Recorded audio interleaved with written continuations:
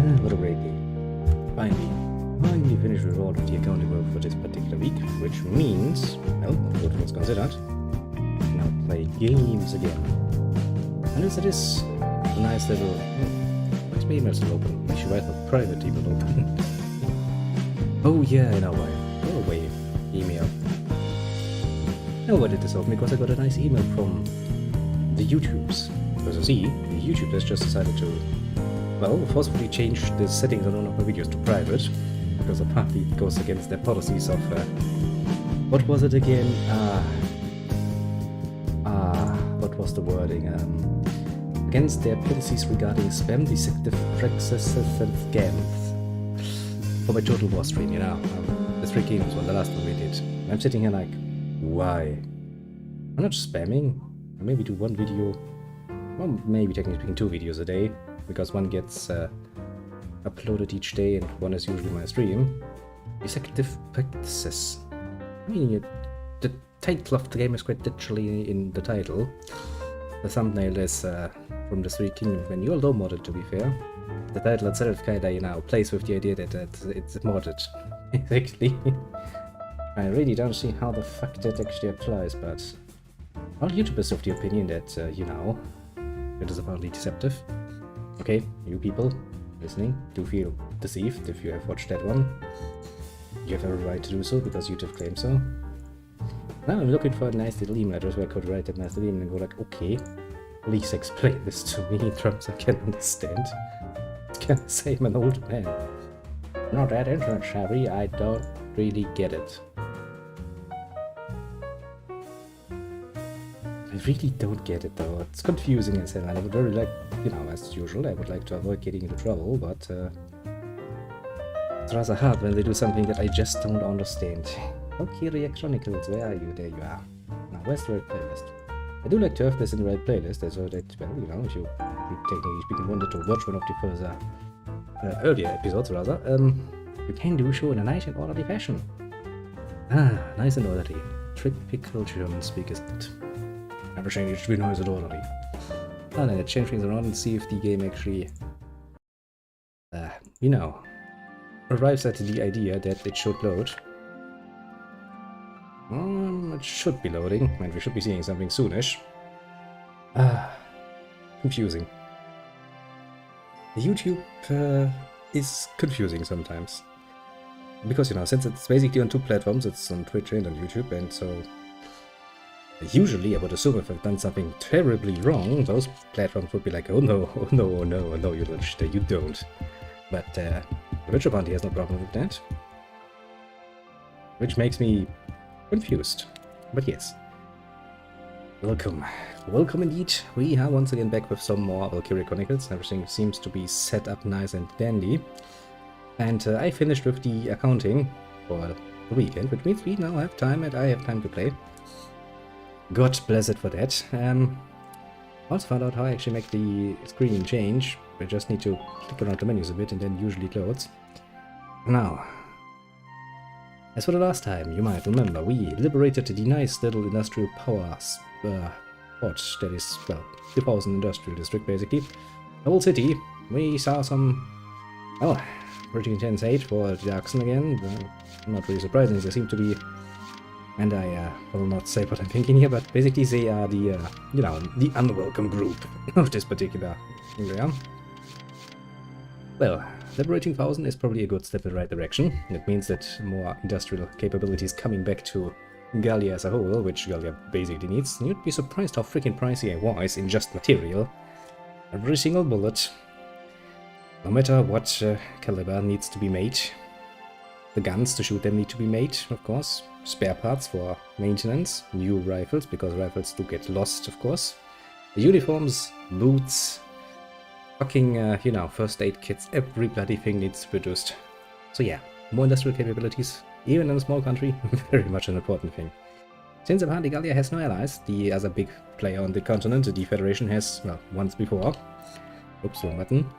As in, you know, not in the other, in this one. The Midsummer Incident. Yeah, language is difficult. Proven to be an asshole too, so we don't have any allies that can ship in any weapons for us, and be like, yes, we will survive this together, my friends. But yeah, we're kind of on our own. And next in line is a man lady, Marbury Shore. Soon as I saw shore, I was like, yes, fight them on the beaches, fight them on the shores, fight them every bloody where. But I wanted to keep the title a bit compact because I'm now afraid of YouTube. I'm like, nope, nope, nope again. Fucking hell. I don't understand some shit, but I take it with, how to put it mildly, with a grin and just bear it, basically. And I do hope that I find a nice email address where I can be like, okay, can you explain this to me in easy to understand German terms, please? I mean, you know, I don't see spam, definitively not, and I don't see any sort of, how is it deceptive, if anything? That's the only thing I could imagine them being like, yes, but where and how? From the title to the thumbnail, I just don't see it. Well, I'm gonna see what they're gonna do about this video then. It took them about 2-3 hours after it went live, according to the email, to go like, nope, I set this to private. You can actually go against it, I can. I'm kind of afraid to do this. Before at least asking a few questions, because, you know, if they say that's a problem, okay, that's one thing. If you say that is the problem you have, can you change this? I'll be like, okay, I can probably do that, but if you just tell me, like, here's our guidelines, you have violated one of them, we're not gonna tell you which one, fuck you, basically. I'm just sitting there like, okay, I can't change shit, because I don't know what you want changed. Me. I mean, you know, it's not like I'm making money off of this, so I'm just mildly confused, basically. But it is rather annoying. Imagine you would be in a position where you would actually try to make money off of YouTube or something like that, and then something like this happened. That could make actually quite a bit of a crisis for you, doesn't it? And if they're that wishy-washy about it, I mean, maybe it's just because I'm small, you know, maybe that's why they're so wishy-washy. But if that's their sort of creator support thing, honestly, I don't consider YouTube to be a good business partner. I mean, even the big companies I work with my store, we have long-standing partnerships with, and they have a problem. They tend to be a lot more precise and verbal about it. They're not just gonna put it and I'm like, here, read our tell the 12 pages of just regulations according to this, and you have done something wrong on this line. No, they're gonna be like, okay, on page 6, in the second paragraph, it says clearly that you're not supposed to be doing that. You did it, so this is why we have a problem. You know, we make it easy and understandable. But yeah, before I continue ranting about the system, down with the system of a down. I'll play some music from them, but I'm pretty sure copyright would say no to that. So let us get into the Marbury Shore operation and see what horrible nonsense happens after we liberated foes. Everybody gather round. I've got our orders. The target is on Gallia's northern coast. Well, I'm gonna play around with the sound level a bit. Don't worry about me. Da-da-da-da. Now, bad sound. This button really doesn't work that well, because sometimes it just goes long. Okay, so there. Okay, you see down to the southwest there's thousands, so we are a bit more northern than that. Squad 7 has been given one of their camps at Marbury to suppress. Sounds like a pain in the ass. They haven't crotched themselves there. The lay of the land doesn't look good. Looking at the map, seems there's nothing there but big cliffs and open sand. Oba Beach, anyone? I was like, yes, let us just land our ships and run in there, screaming like madmen, because that's totally not going to get gunned down by, well, not German, but Empire. You know, not tanks, bunkers, and MGs. As you approach the cliffs, the beach slopes up steeply. Their camp is at the top. Yeah, for fuck's sake, that doesn't sound like something you can do without heavy fucking support. Can we ship in more than one tank, please? Because I will need a lot of defenses for that. The path leading up there is narrow, meaning infantry will have to take the lead here. Yeah, but infantry is basically made out of paper. I'm not gonna stand long against MGs, but even my scout rush tactic doesn't go that far. That said, they've lined the cliffside with gunnery to combat incoming foot soldiers. Well, yes, if you have basically a slope going upwards and it's getting to the part where the cliffs are so close to each other and only foot soldiers came on, then if you can hold that at choke point, you win every bloody single time. You're like a genius, man. You telling us to dodge bullets running across an open beach with nothing for cover? Basically, yeah. He's doing just that. Boss, I may be catty, but I ain't got 9 lives here. Me neither. Stop your complaining. We're soldiers, Rosie. Ain't no such thing as a safe mission. That may be true. But most missions are not outright suicidal. Dangerous or not, it's our job to get the job done as best we can. Yeah, but we're not gonna get the job done, Largo. That's the whole point. We're just gonna senselessly die. You don't gotta... I know that, alright? You're right. If we just charge in, you'll be facing a hailstorm of bullets. True enough, Dad. Welkin, any more brilliant ideas for another of your crazy plans? Hate to say, but those don't grow on trees, now do they? Sorry, but I don't have any silver bullets for this one. What we need is some way to blind the enemy while we advance. How about smoke rounds? I mean, that should be around. It's basically the... Well, it's somewhat like the Second World War, and I do know, at least from the maritime point of view, from the seas, that ships did use smoke screens and stuff during that period. So, you know, it shouldn't really be impossible to create one. The question is how do we get it where we need it? That's actually more the question. And then how to keep it up and working while it's there. That's also gonna be... A way to blind them. I almost forgot, we do have a little engineer here. I mean, if we can build a freaking plane with nothing but basically sketches, the smoke round shouldn't be that hard to do now, shouldn't it? Ah, this is just great. Stop complaining, soldier. Come on, let's stay positive about this. Tomorrow's the Feast of All Spirits. What is a feasting one? Is it humans? I'm bad on the feast, huh? We sure got some kind of luck, don't we? Oh, Well, getting down about it now won't help anything. Let's just do what we can. there's the guy who's gonna be safely sitting inside his little tank.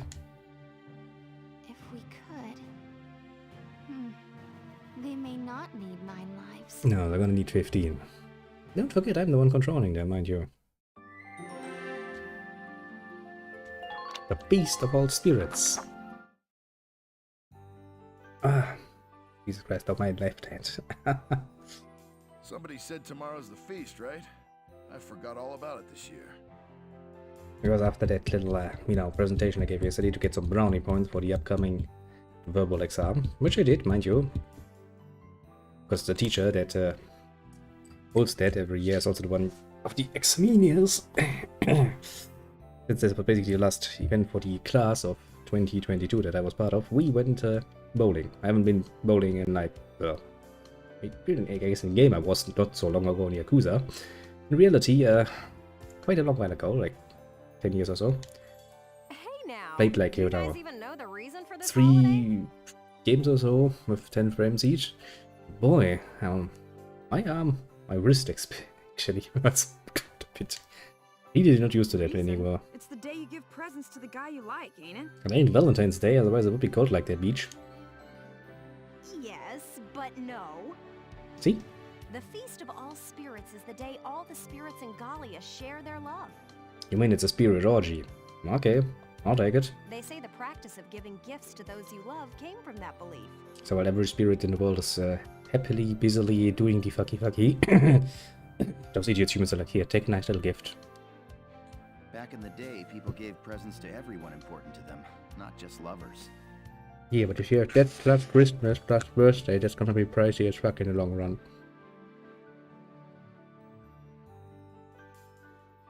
Bingo! Give the man a prize. For a big grizzly bear, you sure know your stuff. I don't think he's our biggest member. I think Largo is technically bigger. How gracious of you to say. Though I like to think I'm more of a teddy bear. Like, I'm totally harmless. Largo, Rosie, may I have a moment? Sure. I'm surprised to see you in the lounge. What's up? Would you accept these gifts? Oh, nice. Little dollies. This is from before. These dolls are Dark's and good luck charms. I wanted to give them to you and Rosie. Sarah, you do know that you have a very strange way of choosing people. I mean, Largo, I can understand, he's basically just gonna be like, it's like a gift from my grandkid or something. He's gonna be like, yeah, check out, that's very cute. But Rosie quite literally hates the Dachshund. She's a bit of a racist like that, you know? Why to us? Yeah. I've always wanted to be your friend. From the first day. Aw. We may have had our share of disagreements, but you've helped me more than I can say. Isn't she a nice, honest kid? I'd like to use the feast as an opportunity to grow a little closer to both of you. I see. You know, seeing Fausen gave me a lot to think about. Well, that is precisely what it should. Plus, I've been wanting to talk to you for a while now, too. I'm getting very strong grandpa vibes here. For being so young, you got some perspective. Still a little bullheaded, though. It's normal for kids, don't worry. Thanks for the lucky charm. And for coming out here, Isara. Largo, thank you so much. I can't take it. Yeah, I kind of expected that. Rosie, you ain't a kid here. Quit being so damn stubborn already. You shut it. Look, I got no need for presents from dark hairs, okay? I understand. I'm sorry. I'll be on my way now. Yeah, I think I'm done too. This is probably every other Darkson member of our crew at this point. Was probably not going to be too happy about it. Look, I know you've been wanting to apologize. Just out and say it already, damn it. Look, shut up, I know, okay? And if you know, and stop acting like a fucking idiot about it and just apologize. It's not that hard. That's all that part of being a responsible adult is when to say, sorry, you shouldn't just wait forever and just do it for fuck's sake. It's not that hard. I can't just change overnight. I'm not that big a Yeah, person. but nobody asked that. Just fucking, you know, pretend until you're there. It's not that hard. You'd be surprised. Small steps.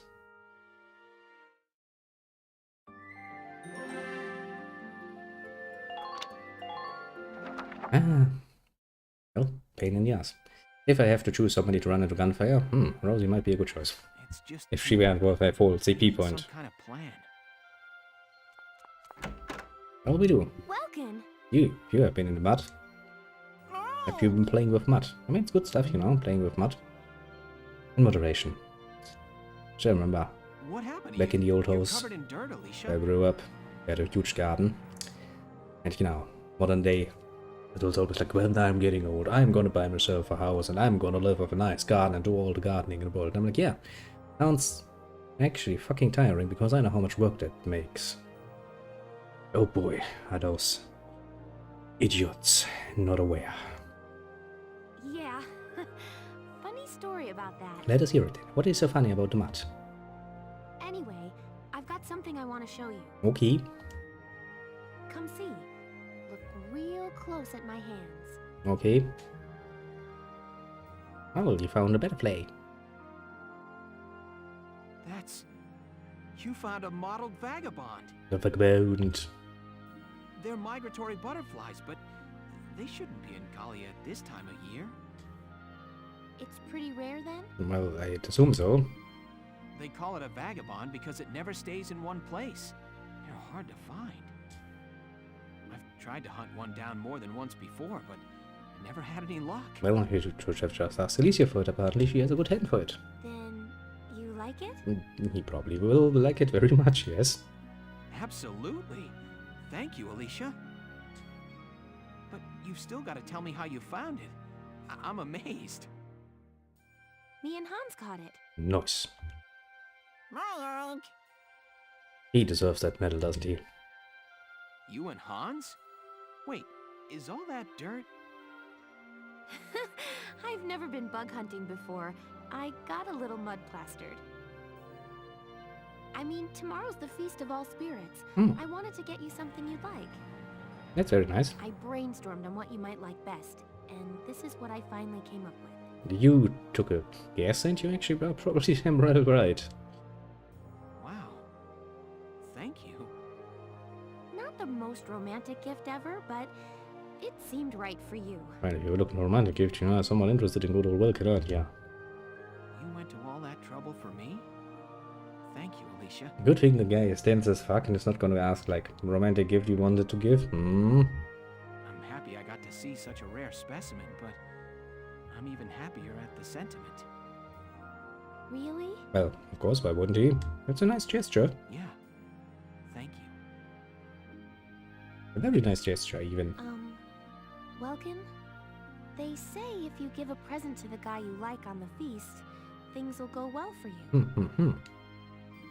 I hope things go well for the two of us. I mean... Well, you're just confessing, aren't you? I like it. Huh? You should be able to put two and two together at this point. Me too. Oh, how cute.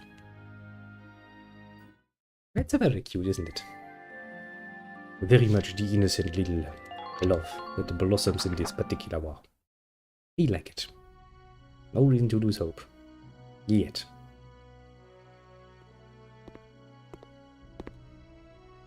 Isara, I don't think Rosie really meant to hurt you. Yeah, but she has a very strong...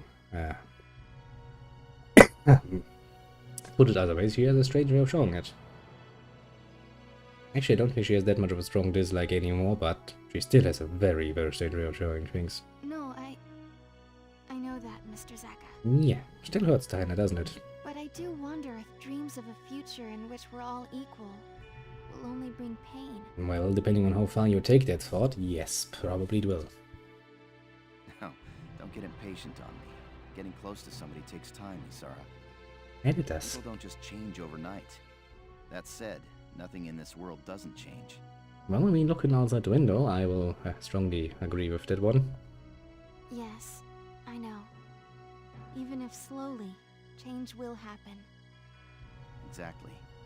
So don't let it get you down. She's just worked up over tomorrow's operation. That is probably in part true. Tomorrow's up. Oh, that's right! I need to speak with Welks about the plan. What plan?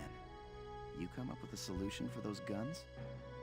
If we modify something I've been developing, it may provide our ground troops protection. Nice.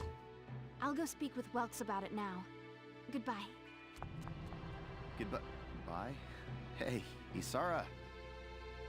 And she's gone. Well, she's always on the run. These two really are siblings. They get into something and they're in their own world. Yes.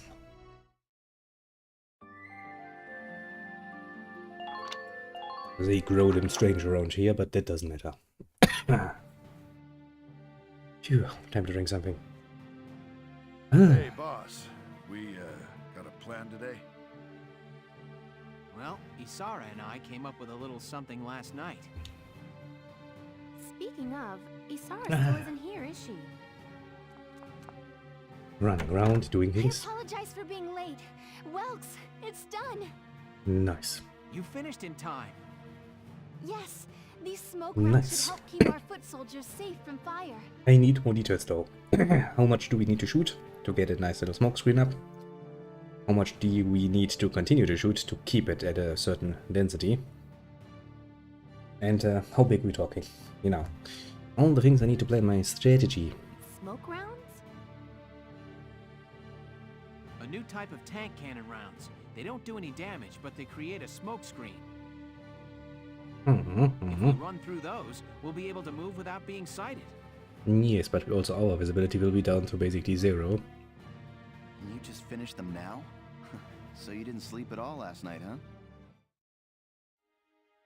The Sevens are like my family.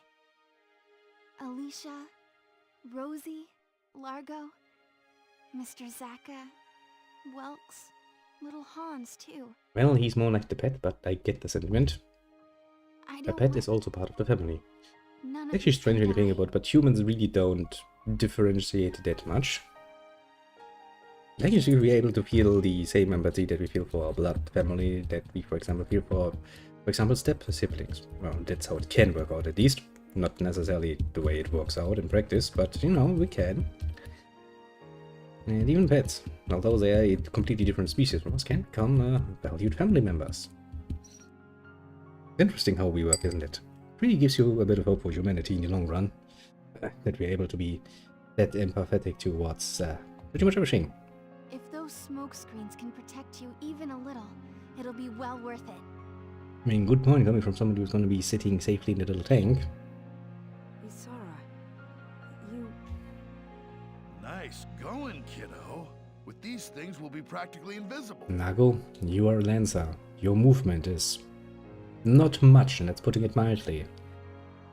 I don't think you're in the best position, honestly, to speak about it. Yeah, this battle just got a lot less scary. Thanks, Isara. All right, let's get ready. Squad 7, move out! Still, this battle is gonna be a bitch, isn't it?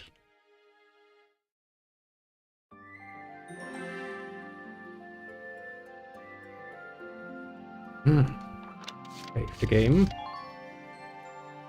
And see what happens.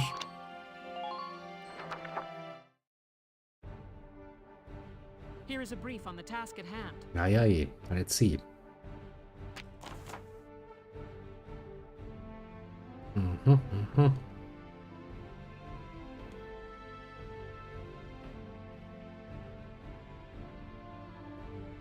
As usual, capture the enemy base camp is the point.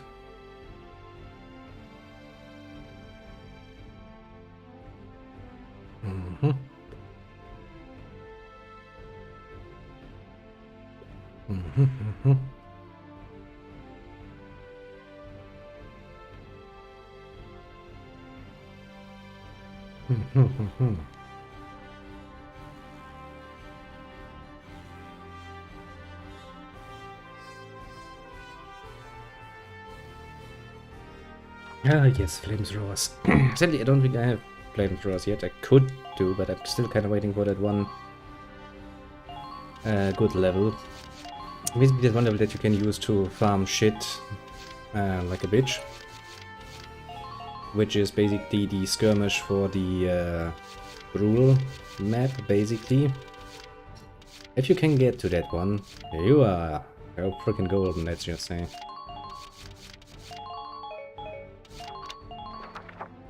Now, let's begin the operation. And I'm confident thinking it's victory actually not is that within far away. I reach. think it's 2 more skirmishes until then, and that's really the level that you can use for leveling up Clear out the easily. Imperial shoreline defenses.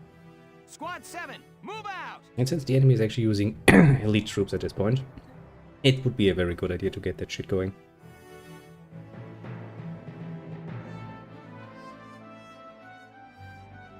Here we are, Marbury Shore. There really isn't any cover at all out here. Yeah, it's Omar Beach 2.0 at basically. Welks, aim the smoke rounds at the ground or at objects, not at the enemy. That should spread the smoke screen around that area. I kinda get the idea, Got yeah. it. I'll do what I can. My Shamrock can't fire smoke rounds, but I'll pick up the slack on offense. Well, if you say so. That's right. This is our first op with you, Saka. Good to have you. Good to have more of a shield, yes. Wouldn't miss it. Now let's go sock one to the Empire. Now then, let's see here. The enemy has 2 invulnerable guns. Are you kidding me? That's just fucking cheating game. Okay, that's safe because I don't remember how to precisely use them. Here we go! The smoke screens will dissipate a short while after they're fired, Welks. Okay. Plus, a blast from a mortar, grenade, or anti-tank lance will blow it away instantly. Mm-hmm. Understood. Rabam. I can see where I'm supposed to be firing my first shot.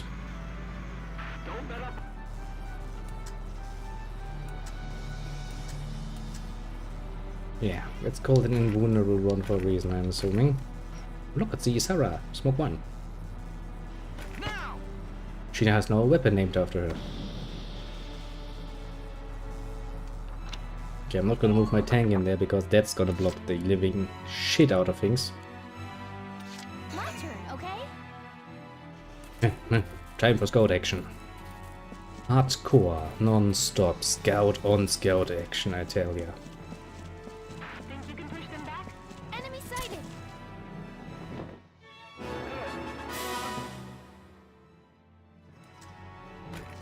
Don't even think of dodging. Yeah, don't even think about it, bitch boy.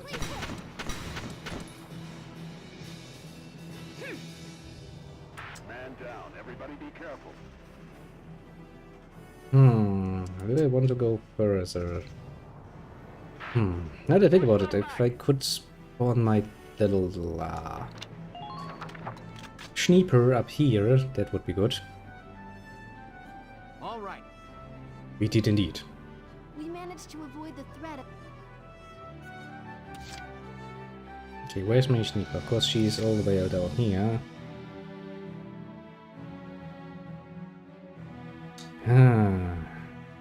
I mean, getting the scouts up there is not a problem. They can run days, basically. Okay, this is going to get very... I knew it. And I knew I would get stuck there. I'd hoped so much to not get stuck there. Rebam, rebam, rebam. Don't even think about it.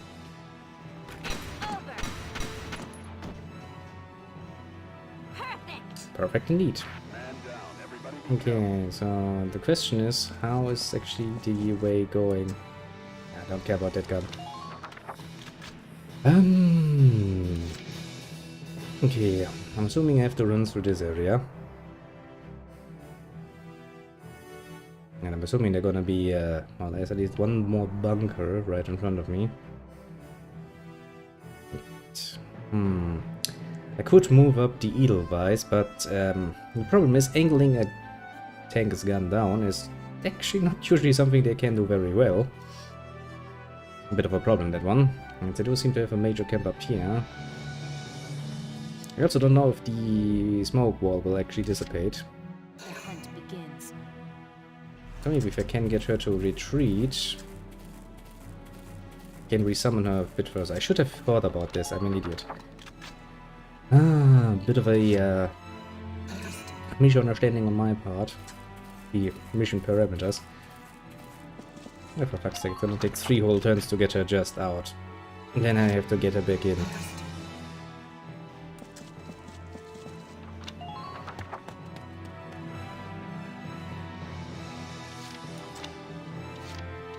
Because Marina really likes being up in the nest, basically. Question is, how far can my shock troopers actually go? Ugh, this place is a dust trap. That's not a desert, bitch. That's the beach. Yeah, I don't think I can just let her sit there. That seems like a very dangerous spot to be in.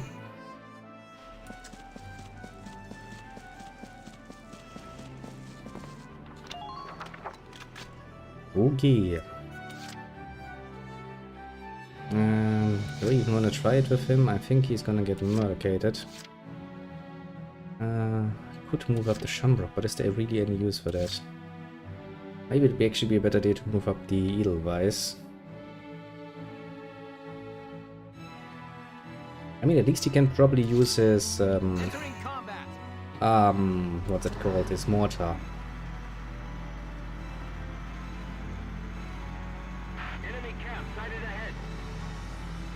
From up there, because that one fires in an arc. That's probably gonna be helpful. Enemy face. Well, one asshole is moving in that trench. Holy poly in the moly!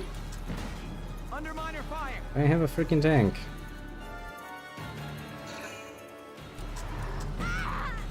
Ouch! You bitch boy tank, that's not nice. You don't shoot at people like that.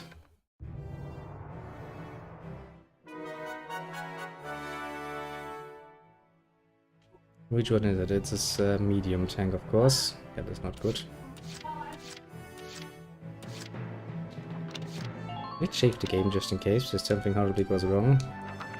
Okay, so first and foremost I need to deal with that, because that's gonna be a pain in my ass. To no uncertain degree. I want to push her slightly aside. Enemy sighted. Enemy sighted. Enemy sighted. Okay, let's see. I can see 2 of those. Okay, 4 shots just if I can get it inside. And I don't think I can get away with that. Yeah, now we need to deal with this. I mean, the tank's one absolute saving grace is the fact that it is absolutely a beast. Defense-wise.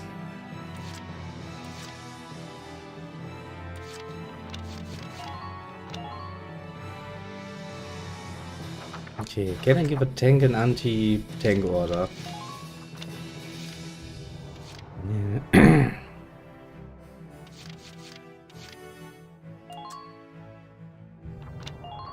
I can.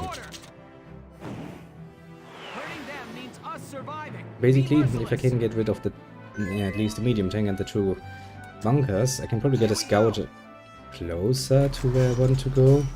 That's still gonna take 3 shots, eh? Okay, so that was worth nothing. And we're gonna load. I'm not gonna waste my CP on something that's not gonna give me results. Because honestly, I don't have that much in the way of CP. Also, why is that fucking thing in the way?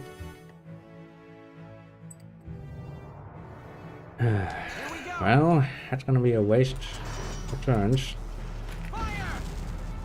But one I will have to go through.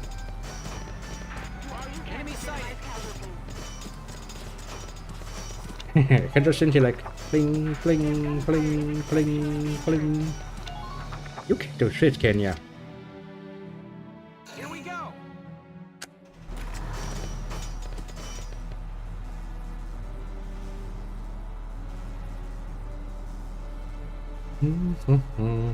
Fire!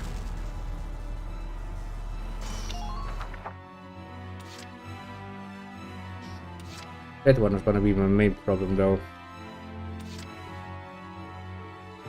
Here we go.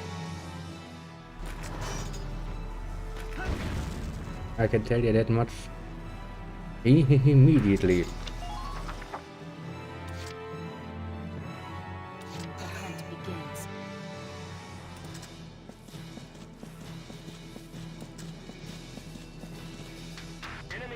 Target sighted.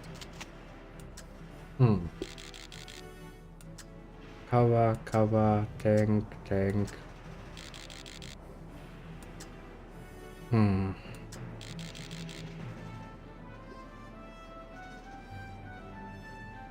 night.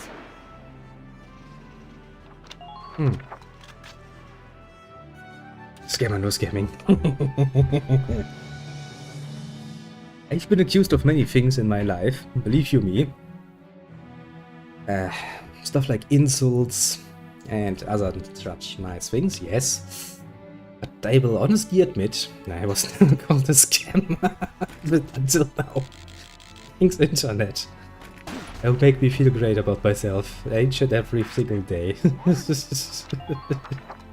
I mean, honestly, no, I take it with a bit of amusement. Yes, the Great Three Kingdoms scam was my greatest scheme yet. All the world's monies will be mine. No, but honestly, I'm used as fuck. I don't get it, but I'll take it with a good bit of humor at this point. What else can I do? But yes, I totally plan to rip people off and get all of their saved up money and stuff. Something I don't even know. Good night. Oh, go down there again.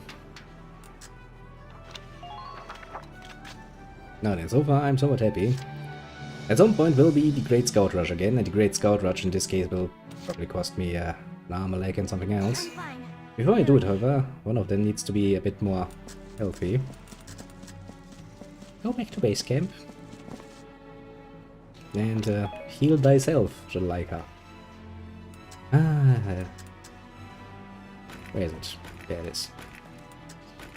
Sometimes yes, sometimes I'm confused. What shape pyramid is? Triangle. Now how many sides a triangle has? 3. We're playing 3 kingdoms, so we must be running a pyramid scheme. I see now! Finally, everything makes sense. Oh boy.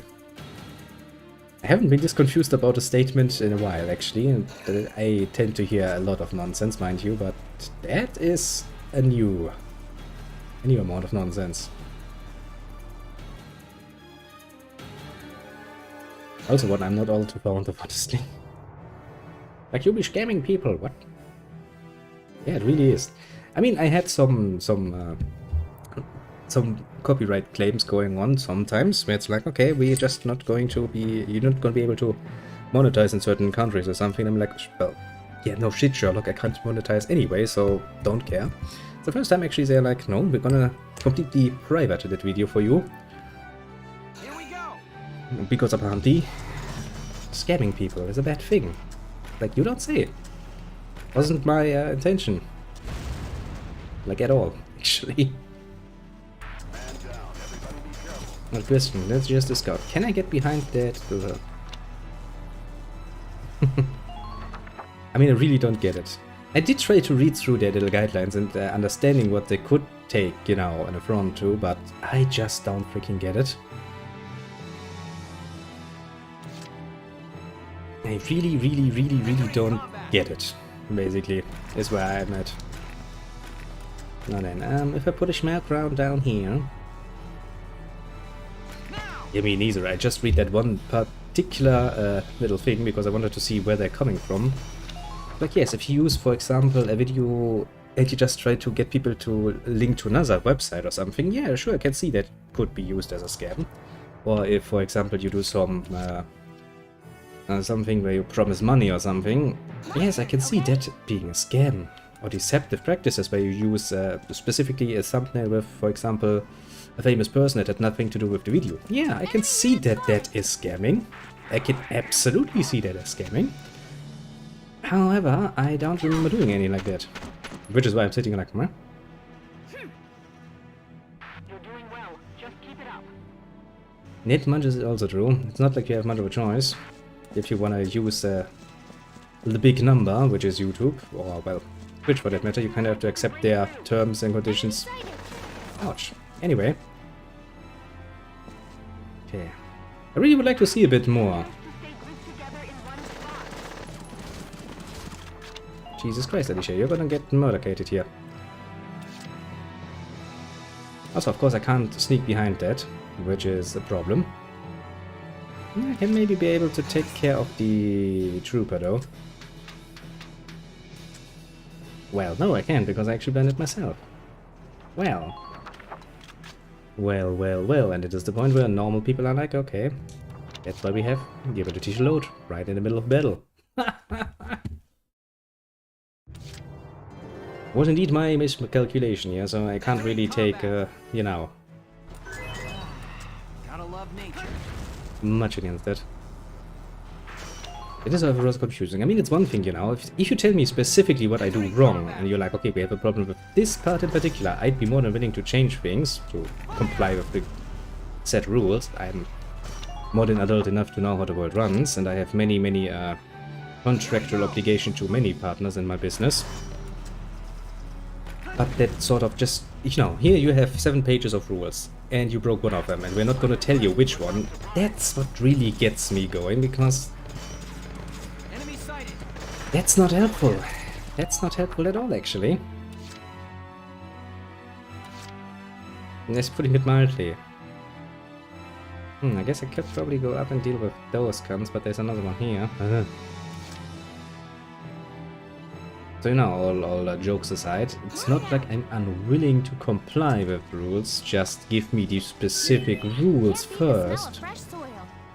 Enemy unit spotted. If I blow him up, I also blow up the tower. Oh well, just gonna do it.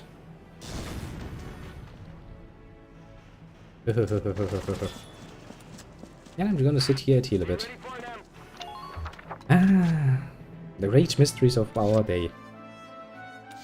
You do everything like you do all the time, and suddenly it's like, no, you're breaking rules now. Like, okay, I'll take it. Yeah, I don't think I can deal with those fucking specific guns. Why they are specifically invulnerable is beyond me, to many a degree, but I'll take it. I guess I could get a shot off against one or two of the bunkers. Yeah, there's another invulnerable gun, so I need to actually have my tank here.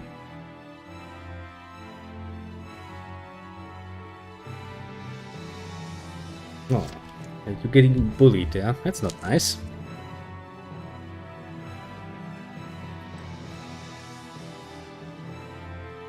It hates you. It's same as it hates me when I actually try to do something.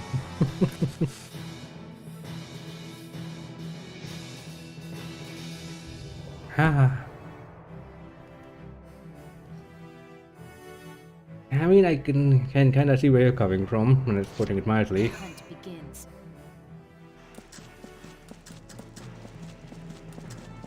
The game itself is not bad. Very nice concept they had going and stuff.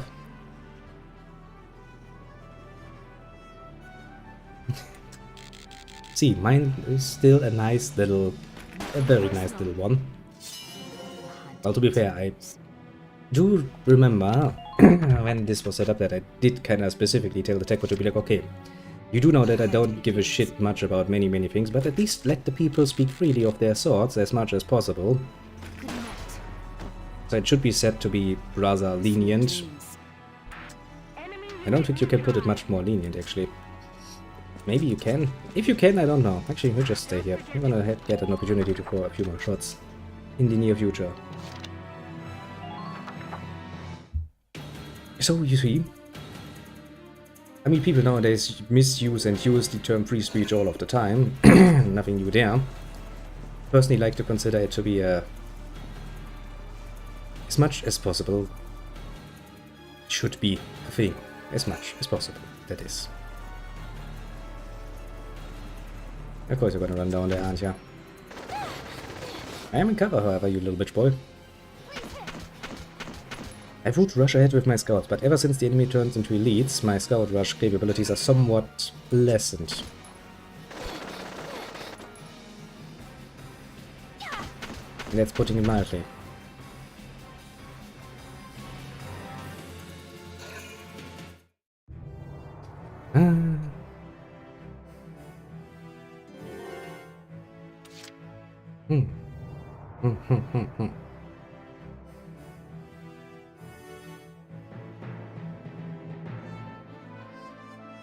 Yeah.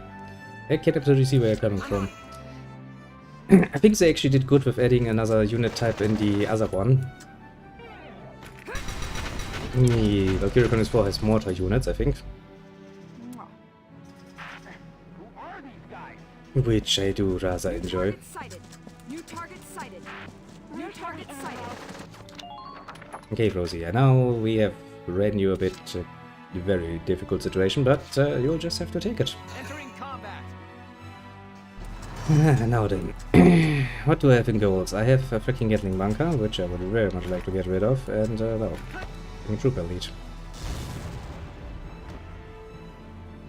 Or rather, another trooper lead. Now the problem is I'm basically in the perfect situation. Up here I can probably just try to shoot the most of them. The problem is actually the tank up here, because I see no fucking way to shoot that thing. Okay, let's save and see how we can do this. Honestly, I'm not even aiming for an A rank for the moment, because, well, that's just not... that's not gonna happen. And Mercury, your free speech is on protect from government. Don't conflate freedom of speech or freedom from the consequences.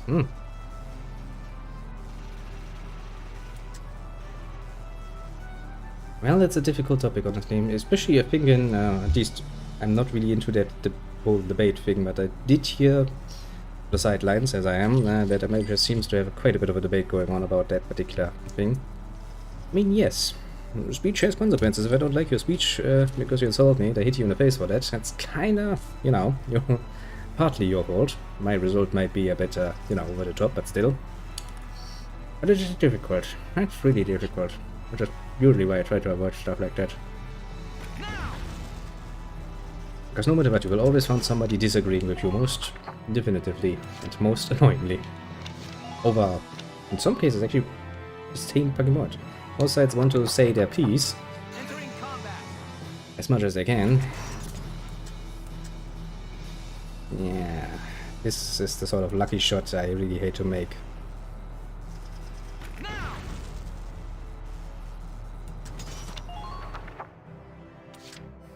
Although, to be completely fair, I think all should be moderation. You need to judge by a, what's it called, a case-by-case basis, basically. Entering combat. That's a very important thing. Otherwise, if you just go for a general guideline, things will get somewhat stifling. I fear very much so. That's not good. Don't take too much of the opportunity away from people to express themselves. Yeah. Here we go. On the other hand, to do it, well, on the baseline of, you know, your freedom of expression ends basically where you step on mine, or something like it. -1 fucking Gatling bunker. Don't waste another turn doing it with the other one. I might actually be able to read a path. Still need a smoke screen to get basically away from that one. What I could try is completely ignore the upper side here and just run around down here. Next turn it is. A bit of a risky move, yes, but not a bad move. Yeah, a bit too far away. Oops. I already was with my grenade. For fuck's sake, grenade. You throw like a girl, woman. And I mean it, you throw like a little girl and not like a freaking woman grown to size. Don't give me any excuses. I fucking know that woman can throw a freaking grenade. Heck, I've seen a woman throw a freaking grenade. I'm sure it landed farther than that.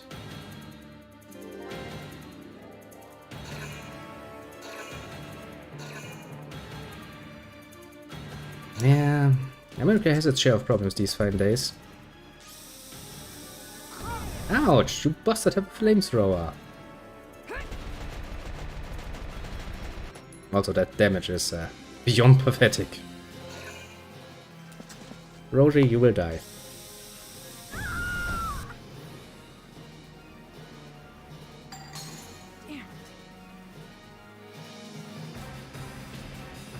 Now I need to send another poor sucker up there to save you.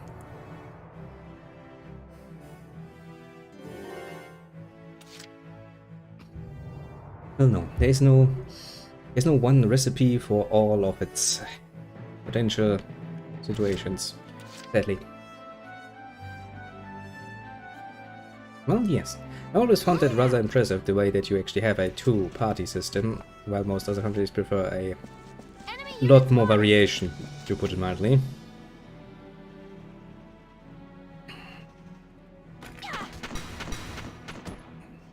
It's interesting, actually. Of course, you know, it's very, how to put this mildly, very American to have the one special snowflake system that nobody else has. It's really interesting. I remember when first I heard about it, I was really confused. Like, what? How? How can there only be two parties? That doesn't make any sense. But you're not the only outliner when it comes to political systems, let's just say.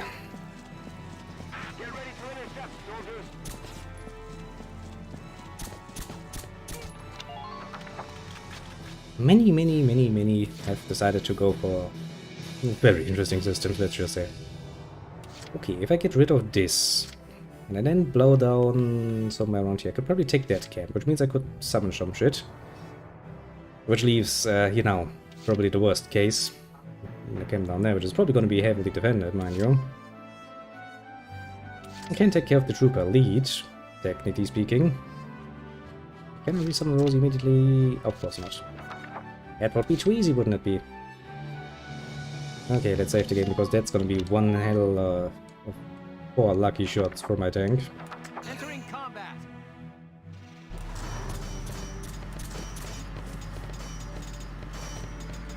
Enemy sighted. Okay, there aren't that many down here, basically. I can blow that guy to smithereens with my mortar. Yep, raboom!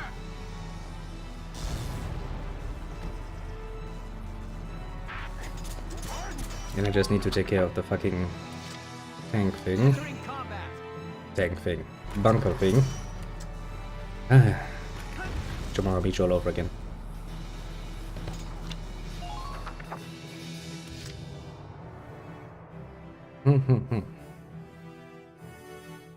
Yeah, but you do need some help with that. Take, for example, Germany's system now compared to the Weimar system. In the Weimar system, everyone that got votes basically got into parliament. And later on, we realized that is a fucking mistake to do. At which point, we kind of changed things to a safe system where you have to meet the 5% hurdle. So if you get at least 5% in the total votes, you get your place as a representative. But if not, you're actually not getting into the parliament. Because it otherwise can be misused, and it has been misused. That's actually how the Nazis got into a rather comfy position in the first place. Because they could get in easily enough. Also, while it might be easy to be like, yes, at least we know where the Nazis are and what the Nazis are, they do not tend to outright, you know, wear a freaking flag to make sure that you know. They can hide behind nice words. Actually, if you read through some of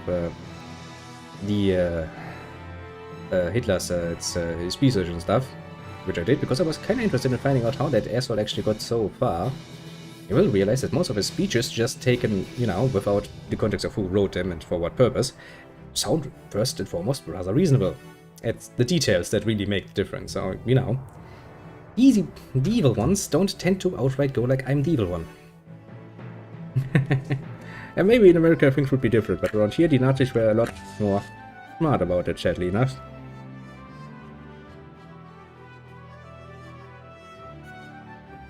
Also, people always forget that one nice little thing that's like, but you voted the Nazis into power. No, we technically speaking did not. In order to get the Nazis to power, as they had desired it, they would have needed 50% of the votes plus at least, well, one more, so they have the absolute majority, which of course they did not get. But however, Hitler very soon realizes that the emergency protocols can be very much misused if, you know, somebody wanted to. And somebody wanted to, indeed. That's a very dark part of history, if you think about it. It shows the vulnerability of the whole system, at very least. To be fair, even expert of the time did say, when they made that nice little treaty, that that would fuck over Germany so fucking hard that resentment in the populace would be fucking sky high. And that Germany would at some point try to fix this, and if necessary they would fix it through war. And of course everybody ignored it and went like, okay, let's fuck Germany over. That way they will never come back to hurt us. Which they did. Because that gave the fucking... the fertilizer, basically, to give the Nazi movement's growth quite the boost. It's a bitter chapter. A lot of misunderstanding on international levels. I mean, I get it, the frustrations after the First World War were massive. And I understand the idea of punishing the obvious evil one, yes, I get all of that easily enough. That backfired massively in the end. It's not just the Treaty of Versailles that is at fault here, of course. Don't get me wrong, I'm not gonna even claim that, because that's idiotic too. I will however say that was a bit short-sighted, honestly. I mean, nobody foresaw the Nazis, of course. It's a bit like, you know, that joke about how nobody expects the Spanish Inquisition. Yeah, nobody expected the freaking Nazis either. And you see how that ended. It's really the sort of area that I'm honestly, because, you know, what we learned in school kinda was too little, honestly, to satisfy me and my curiosity, so I had to look it up myself. Because nobody wants to talk about that particular thing.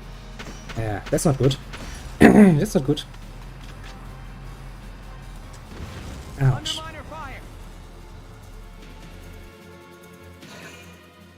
Well, it's not completely accurate, no. That too is actually very much the thing.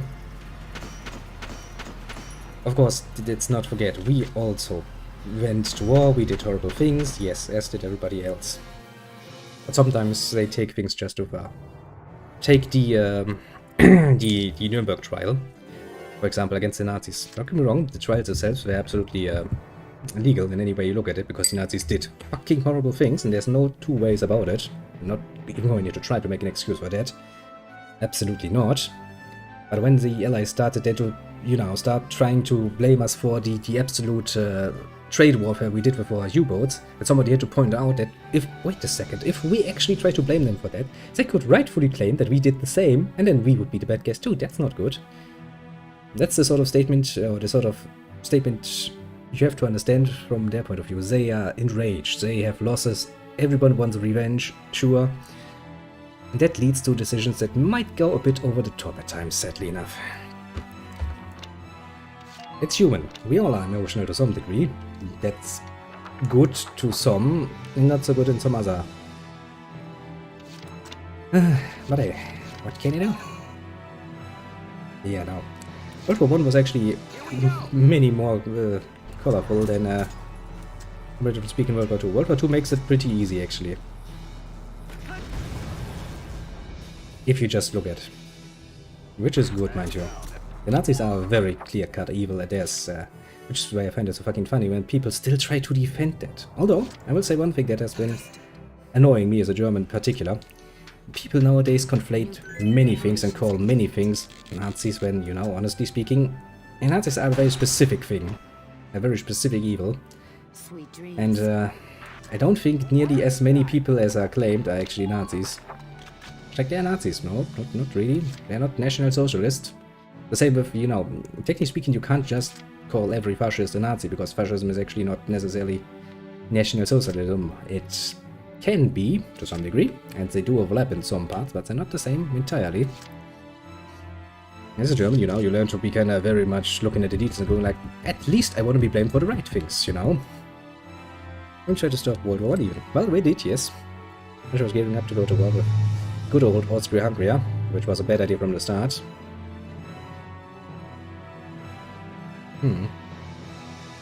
Well, yeah. It was one hell of a messy situation. Honestly, nobody wished for World War I.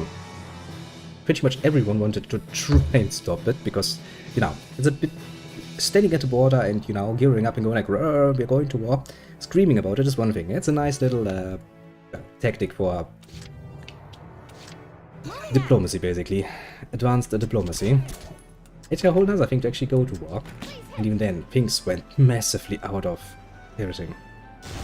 I did at one point do a bit of traveling through Europe and visit a few of the battlefields of the past. Oh boy.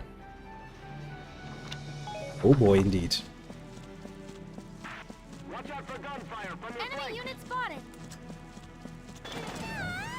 I kinda figured that wouldn't work. But I had to try. Now my tank needs to clean. Entering combat. Yeah, everybody was allied with everybody to a very, very bad idea. It was a very, very bad idea to begin with. Shit, I can't. There you are, you little cunt. I'm gonna blow you up now.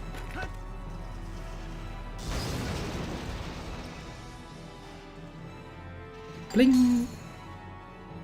Everybody was allied here, there, and everywhere, and everybody went to war afterwards. Everything went to hell, and very much so.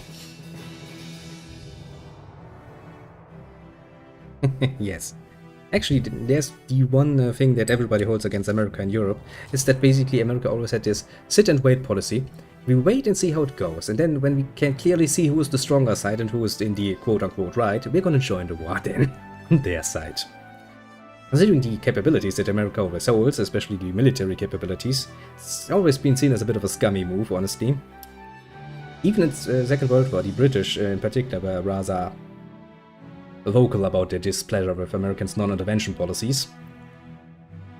I mean, I get it, from America's point of view, you don't want to get involved in a war, especially not, you know,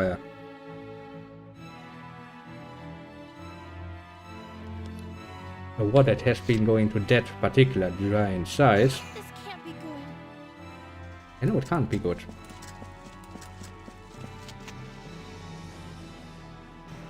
Well, fucking damn it. I'll be fucking damned. We can't even kill him in one shot any longer.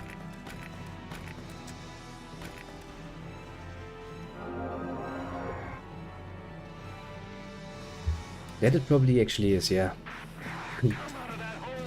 We could have avoided so much trouble. We could have avoided so much losses in life. But no, we all were just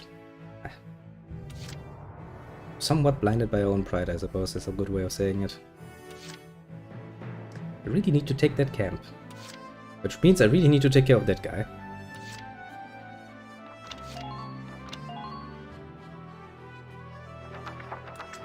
Here we go. Which kinda leaves me with I'm asking here. Maybe this is be enough. Okay. I need to do it a bit differently because Alicia's gonna get murdered by my own mortar round.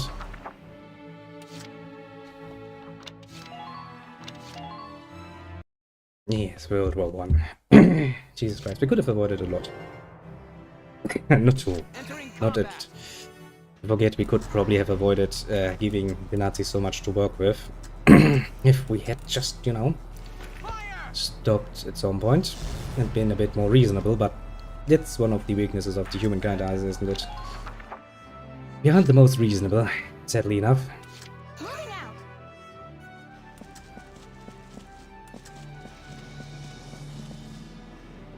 Well then, that went rather well.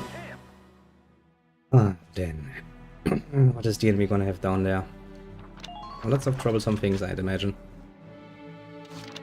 It was a war no one wanted. No, sure.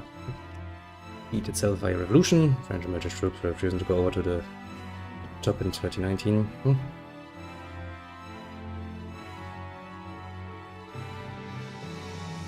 The Christmas truce. True enough, Dad. It is over. You excuse me. Zoro tried to kill me again. A nice new example, or another nice example of just seeing how much... on one hand, we all want peace and quiet. That's what we, to some degree, really desire. On the other side of the argument, our own pride more often than not gets in our way. Quite brutally at that.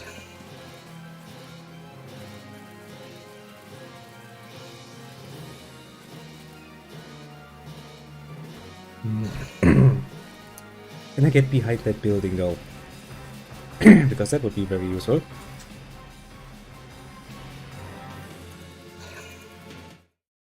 Very, very useful. And of course, trench warfare. One hell of a catastrophe. Everybody knew it would be one hell of a catastrophe. The hunt begins. I've come this far alone. You did come this far alone. Good night. Well, to be completely fair and honest with you, I do think that in both cases, America always will have a bit of difficulty to explain its involvement first and foremost in both wars, because, you know, you're not technically speaking a part of the central powers of Europe. You're a bit of an outsider in that regard, so why the fuck did you get involved into European warfare? Of course, you know, most people will say, well, they did it for justice.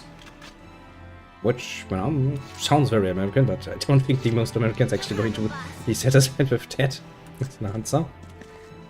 Sounds nice. And then you look at the loss numbers and it's like, yeah, probably not for those involved. Don't stay locked in one place. Spread out. Let me blow you to heavens. Because if you get this one too...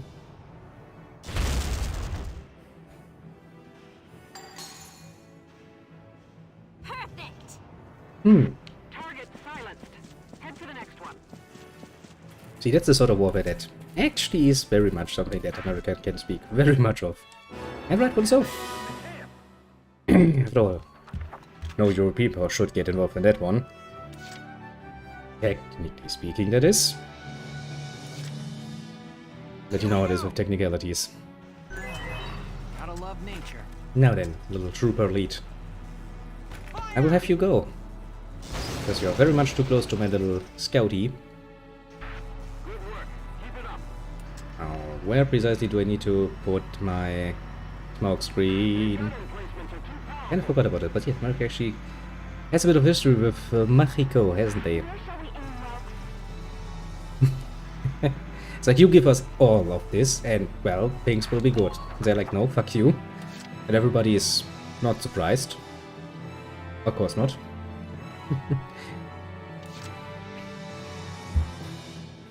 Like, we will ask nicely once. Afterwards, well, it's your own fault, isn't it? Entering combat. I really need to level up my troops though. I'm losing quite a lot. I'm losing out a bit here because, well, Now. things ain't going to go too well against the elites of the enemy. It was the American plan with this justification of war with Poland. So basically it's the idea of they shot first, eh? My turn, okay? It's not our fault, they shot first. Aha. You totally didn't engineer this, did you? No, we did not. No, no, no. Seem like you can break through. Let's avoid the freaking mine. Enemy unit spotted! Ouch. Is that tank actually close enough that it will be a problem?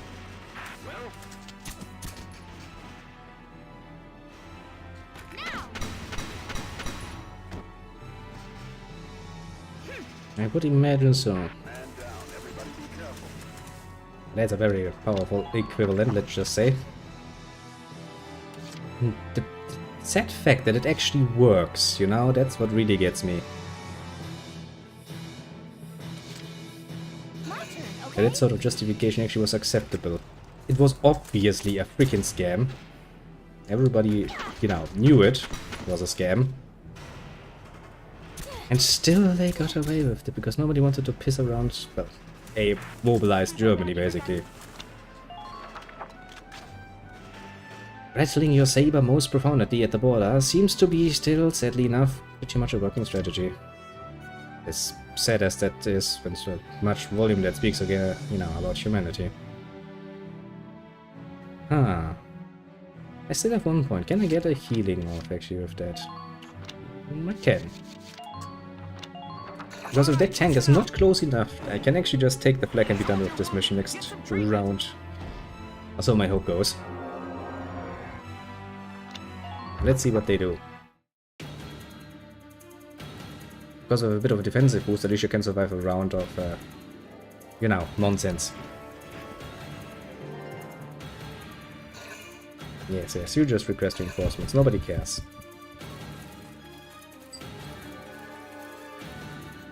There's already shuffled into my way, I can tell you that much. I mean, the enemy is not that stupid. They probably realized that there's someone there.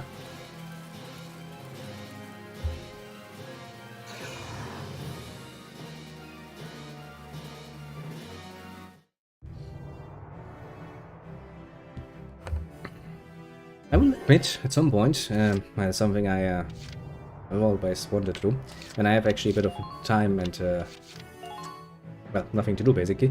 I actually do want to take a bit of a more in-depth look into the American history, because I'm, on the whole, far too much uninformed to be making any smart statements. Enemy unit spotted! Enemy unit spotted! Fuck you, bitches! Can't beat the smell of fresh soil. You ain't stopping me! Scout Rush for the win. I do love Scout Rush. It's amazing how much your scouts can survive. It's really fucking amazing. Just like, you know, 3 guns with machine guns standing in your way. Ah, no trouble, I'm not gonna do anything. Hey, we still got an A out of that. That's the sort of numbers I like to see. And I even get a medal out of it. I'll take it. Well, victory at last. Oh shit, I think this is gonna go down, isn't it? Hi, Rosie. How can I help you? Well, you have already. Ah, You mean the doll I made? fuck's sake, my lift wrist. You said it was a protective charm, didn't you? I can feel that. I still owe you one from the feast. So Because you see, after that nice little presentation, so I get my brownie points, since it was basically the last event of the class of 2022, that I was part of. You know what? I was invited by the group to go bowling, and, you know, I don't like being a party pooper, so I went with them. to sing. Yes. It was pretty damn cool. You told me before that you Then we always played enjoyed it. like 3 games of 10 frames each, I'd and, really love to hear you. well, after I remembered how to actually throw a fucking bowling ball, you know, straight, Okay then. which was a good start, I did okayish. Promise. And now, the next day, my wrist hurts like a bitch, and I haven't done this in so fucking long. That's not good. Isara. Itchy Schneeper, indeed. Down! More scout. Isara. you die on me, Asara. I still haven't even had the chance to say thank you yet. It's warfare, woman. You should have done that immediately. And not just fucking wait. Sure you did. Now we're friends. Yeah, and your first act as friends is gonna be attending her funeral at this point. No!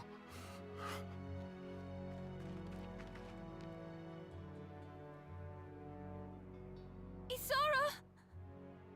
Isara! But I think the real communists would be complaining about that sort of thing. We're like, wait a second, that's not communism. Dream. I wanted. I so wanted to make it real. Just for you, Wilkes.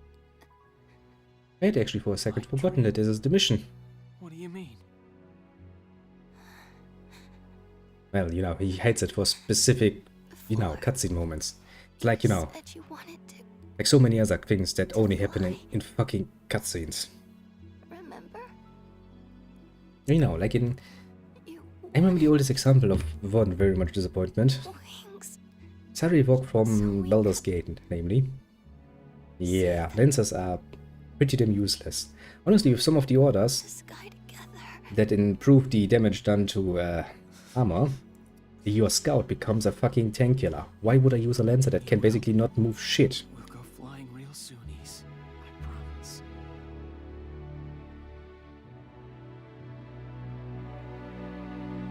That's a pretty damn useless thing. Isara? Isara! Well, that would be cool. I said I kinda like that they actually added a new class in the... I think it's Valkyria Chronicles 4 with the mortar units. Those are pretty damn sweet, but the basic stratagem still holds of just scout rushing most of the time. Yeah. I mean, maybe it was, you know, a clear shot where everybody knew this is gonna end badly, but I had troops get blown to bits by fucking tanks and still get rescued by the medics, so... a bit disbelieving at this regards. I mean, I get it, it's for story purposes. But I was, oh yeah, Zarivok from Baldur's Gate. Now, in the first Baldur's Gate you meet Zarivok and he's like that ultra bitch. And all throughout the story he's the biggest, baddest asshole ever. And then when you actually get him as a team member, if you want to, that is, very much later on. I'm not gonna go into details here. Turns out he wasn't that tough of a bitch at all. Just a decent fighter, actually. I hate it. Same thing happens in cutscenes. The cutscenes like, yes, they're awesome, they're cool, they are absolutely beasts. And then when you actually get to play with them, it's like, okay, this is just a kitty cat trying to pretend to be a tiger. Little bummer though. I like T-Sara. He's a nice little one. A bit of an innocent little one.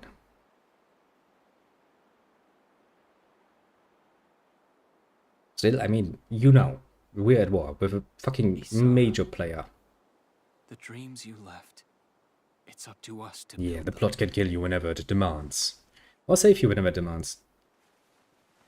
Some people just have plot armor for days, and others just get killed off the plot kinda demands it. Hey, kid. I'd like to sing for you, if that's okay. I mean, after all, promise is a promise, right? So listen up. This is yours. The plot take it away indeed. It decides whatever it does. Well. Dearest of plots, could you stop being an asshole for 1 second? Plot's like, no, I can't. I don't care. I remember that you came and found me blinded by. Hey, it kind of proves the point, isn't it? The best way to stop, you know, unjustifiable racism is for just meeting the people actually and getting involved with them. I will realize that individuals are individuals after all. Isn't that great?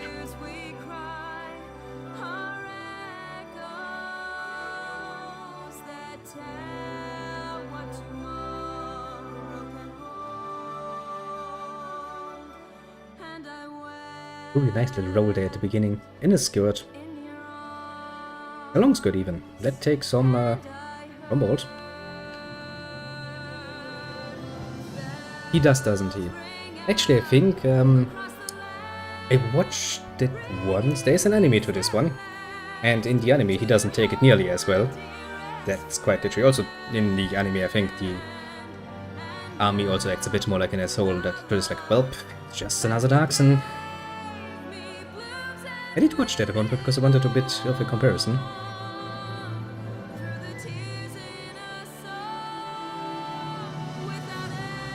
They did work it out a bit better because, you know, you should assume that takes some toll on you. Mentally. Nothing you just bounce back from, usually. Chapter 12. The Fight for Brule. Well, back to Brule it is.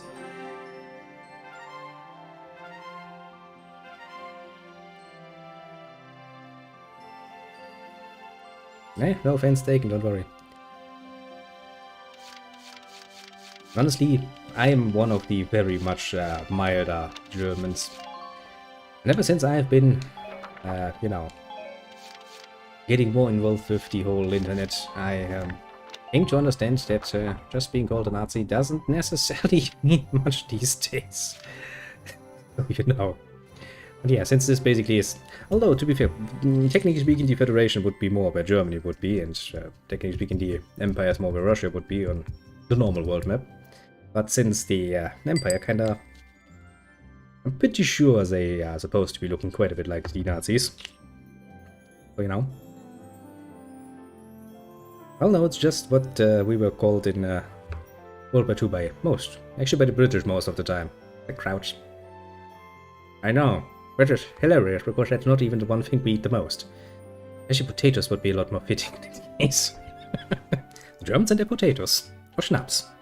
That too. But hey, the British started with it and everybody just, you know, accepted it. It's the crowd, we'll take it.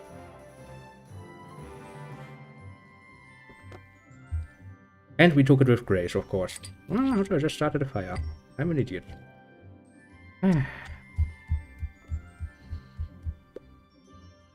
Kinda figured. Probably was sitting around somewhere and was like, shit, we can't call them fucking potatoes because that's the Irish already. Damn it, what's the next best thing? There's sauerkraut. Actually, sauerkraut is fucking tasty. Done right. But oh well. Well, to be fair, it wasn't the final battle yet. Thank you, Your But I'll take it. Yay, I got a gun. The R series of guns. Kinda good. Kinda okay for most of the parts, although your own equipment kinda overshadows it later on. May your allegiance to God stand firm evermore. Well, of course. We're not gonna make peace now. But yes, I do still remember one time there were two Hello again, son. older people also were walking the dogs. And they're a bit on the opposing sides, politically speaking. So, you know, they tend to be disregarding. One is more of the central, more socialist-leaning ones, an SPD voter. The other one is a CDU, a conservative voter. And they do get heated into arguments whenever they're out walking the dogs. And since I was quite often doing that too, for the family, I knew them. I remember that one time that woman actually dropped the, the German variant of the N-bomb, which is the Nazi bomb, on the poor guy. It really takes damage around here, you know. It's always surprising the difference, you know. The rest of the world is throwing Nazi left, right, center, like it's no big deal. And here in Germany, you can quite literally destroy someone's whole mental image with that. The difference is striking. Quite interesting. I'm sorry. But you stop failing, old man.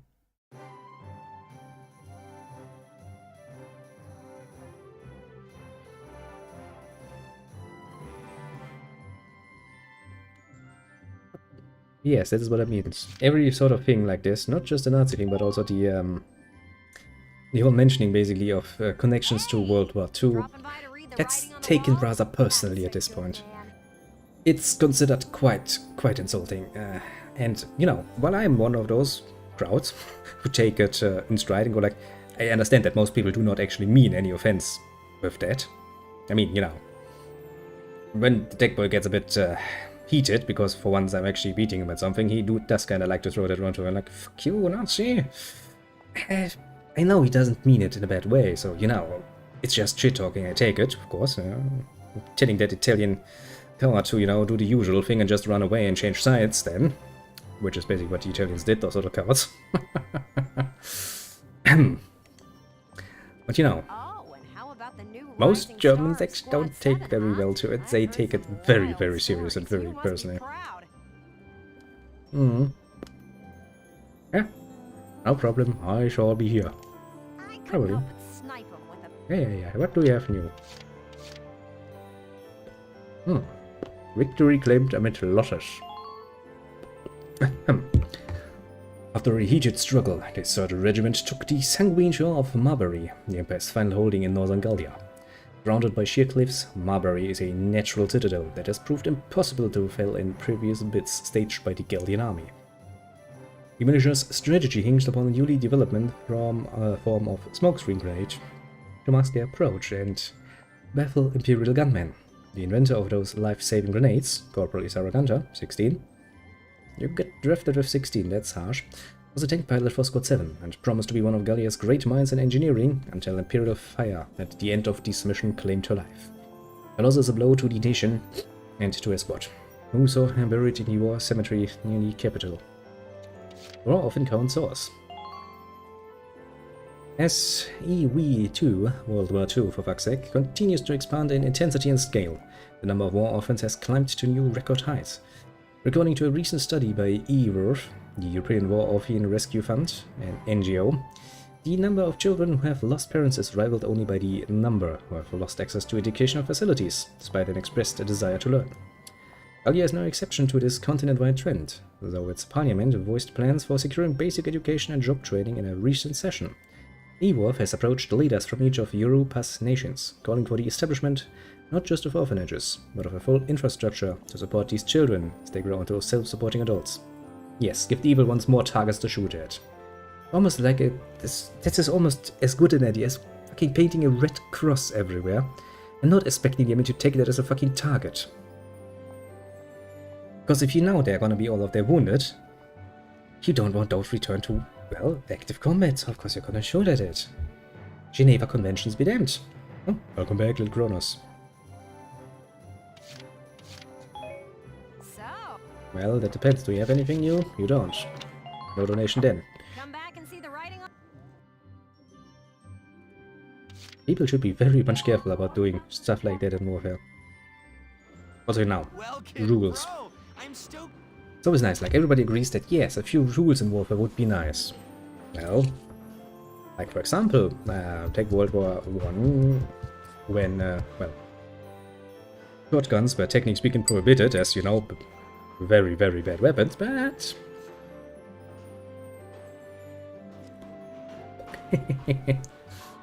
I mean, yeah, not that surprising. I mean, with 18 you're fucking young. And still not fully developed in your own thoughts and ideas, so... Honestly, you have to kinda understand that at that point most people are somewhat still... I love to say stupid, but naive, let's say. Naive is a good way of saying it, I would say. Because it's not actually stupidity, mind you, it's just lack of experience at that point in time. I know what happens. What really like pet some, you know. Well, it's basically what most young people are. I mean, I just had the, you know, pleasure of being in a class full of people that were, well, quite a bit younger than me for the theoretical part of my training, because we have the dual system, which means that we get trained theoretically like a whole school class, and also... Hello, little sandwich bag. There's an easy trick to that, actually. I have notes. Whenever I start playing a game, I make myself some notes, so I don't get totally confused. My notes have taken on a book size at this point, to be fair, but... it still works. So, how are you, little sandwich bag? You feeling good? doing shit. Playing games, I hope. That according to play games. Yeah, I know the feeling. But yeah, let me put it like this. Even in good old Germany, where we should have a very much high interest of having, how to put it mildly, an interest in politics from a very young age, these young ones, being early 20s or something, up to mid-20s at the worst, most of the times, me being a bit of an outliner to be fair in that particular circumstance, they don't know shit, and that's putting it mildly. And that's not because they're stupid. I can see that there's intelligence, but lack of experience. They don't know why they should care.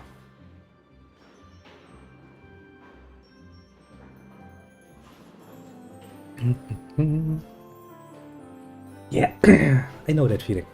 Which is why I started making notes, especially for game projects that run a long time.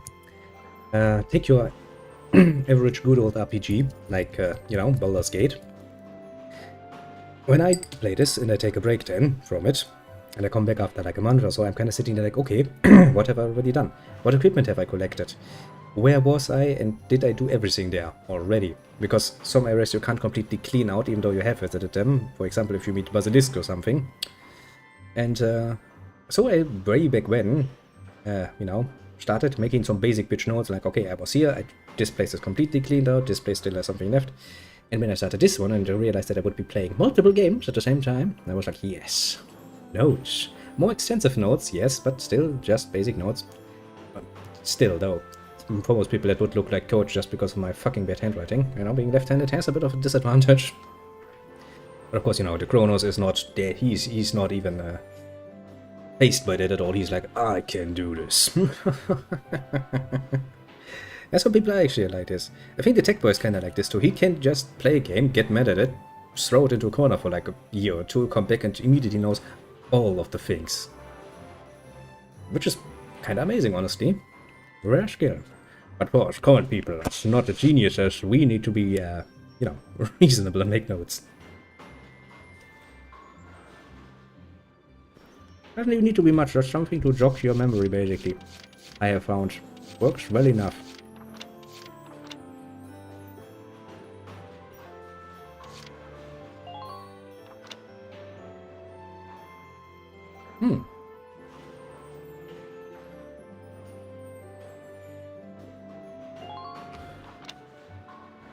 Well, I guess that would be then the downside of that. Because if you actually actively need distraction to keep things going, that's not always possible now, is it? To that high degree. I mean, it kind of depends on what job you, for example, are doing. To be fair.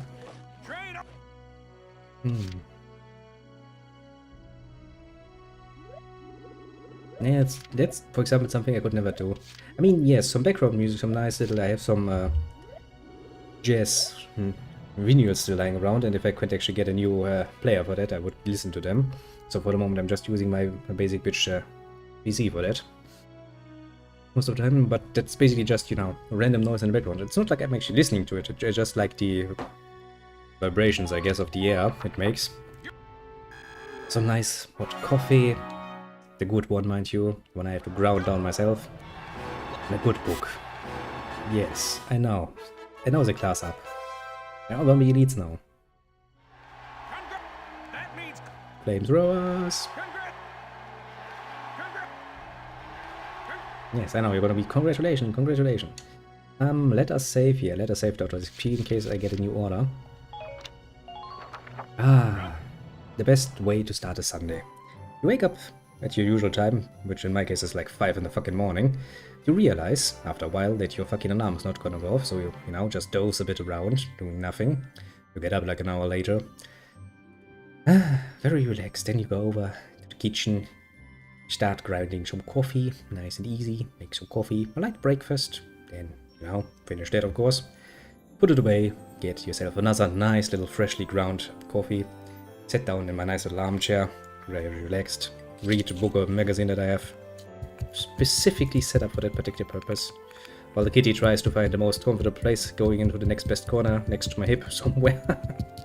Going like, this is nice, but it's not tight enough, I need a tighter spot. The other side looks a bit tighter, I'm gonna go there now. You're sitting there like, Kitty, it's getting warm. Ah, and then of course, you know, the pipe. Nothing better. Good way to get in a Sunday. Sadly, I haven't had the opportunity because in a while, that is, because I had to finish some work stuff on Sunday. I hate it. Hello, Welkin. Is there anyone else I want?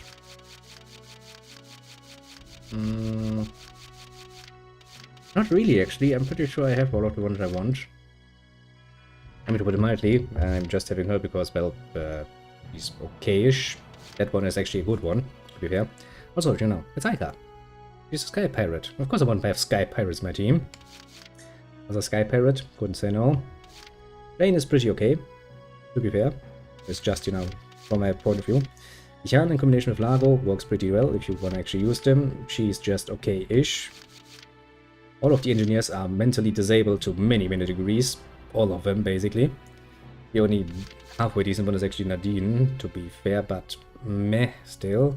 All of the other ones are trash, basically. And there's Marina, which is the best fucking sniper you can have, so... The other ones are basically just a bit of a gift to go along. Come back anytime. Yeah, no, that's something that actually stays with me that I remember. I was like, yeah. Really, all of the engineers have problems. Many, many problems, and I... But yeah, Sky Pirates. Actually look it up. I think it's for Dreamcast or something, was it? Was it for the Dreamcast? It could be a game for the Dreamcast. I don't wanna bet on it, but I think it was Dreamcast at least. Wasn't that getting a remake on the GameCube later on though? Oh, I don't remember specifically, but yeah. I remember playing that. And having quite a bit of fun with it, mind you. So at least far as this is concerned, I can highly recommend it. This is a nice RPG. It's fun. Ooh, there's another RPG that nobody remembers nowadays. Button Kaitos. Very unique setup. I have it. Ah. More range. How much do we lose? Okay, I'll take it. Really would like to play this though. I have no idea how to set this up though. Because that would require me to set it up on the GameCube and then get my GameCube streamed. That's, yeah, no, I don't even want to think about it.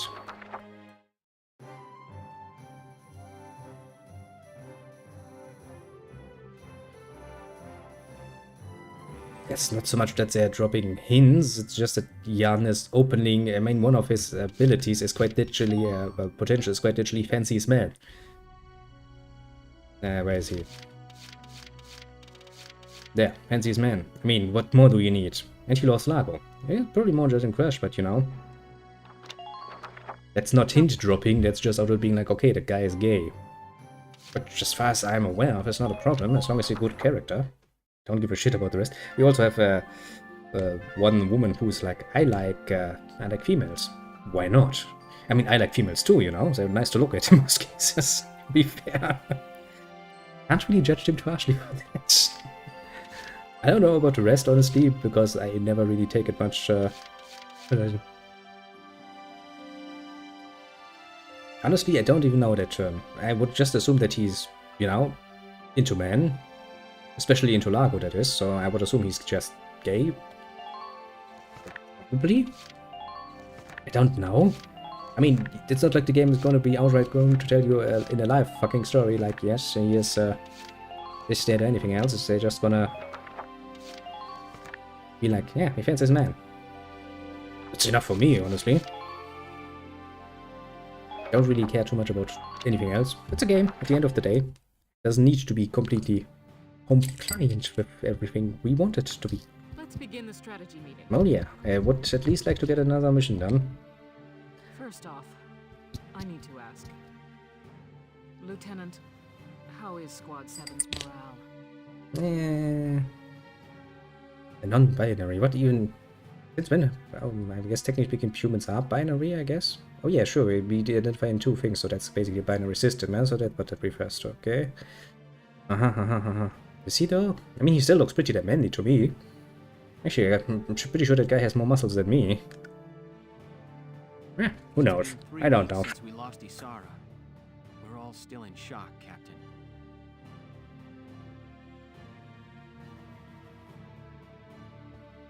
Personally, it still doesn't seem real to me. I can't believe she's really gone. Yeah, but you're taking it like a real champ, my friend, Welkin. I see. Nevertheless, you have new orders. I sent in a request to General Damon to allow this op and received full clearance. Ooh. The Galleon militia's next task is to liberate a small border town called Brule. Well, that's what we call a personal favor, isn't it? That's gonna be wonders for morale. The regiment will surround the area while your squad enters and secures the plaza. Neato. Any questions, Lieutenant? No, Captain. I'm taking temporary personal leave, but I wish you the best of luck out there. Since when can you just take temporary personal leave while we're at war? You're part of the militia, my friend. They take this whole war thing a lot easier than normally you would.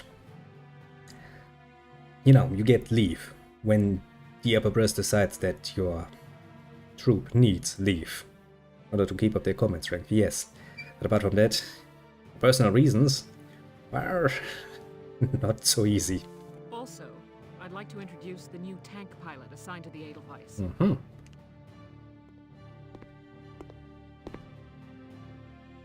I'll do the best I can, Welkin. You wait. That's a good choice. Kreese. He I recently hate it when volunteered to be a that pilot, happens. It's Kreis. hereby assigning him It's to not Squad Kreese. We're not freaking Americans, nor are we? Nor are we English, nor are we the British. That's a fucking German name if I've ever seen one. Because it basically, you know, it's Kreis. Just means circle. It's not the most interesting name in the world, but you know.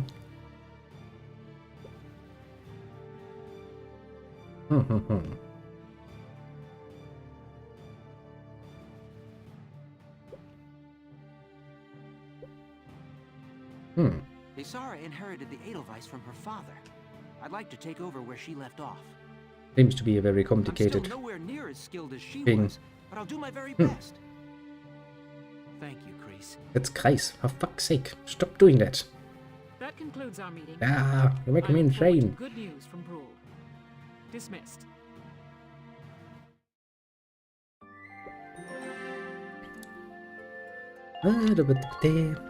I guess I never really thought about it that much.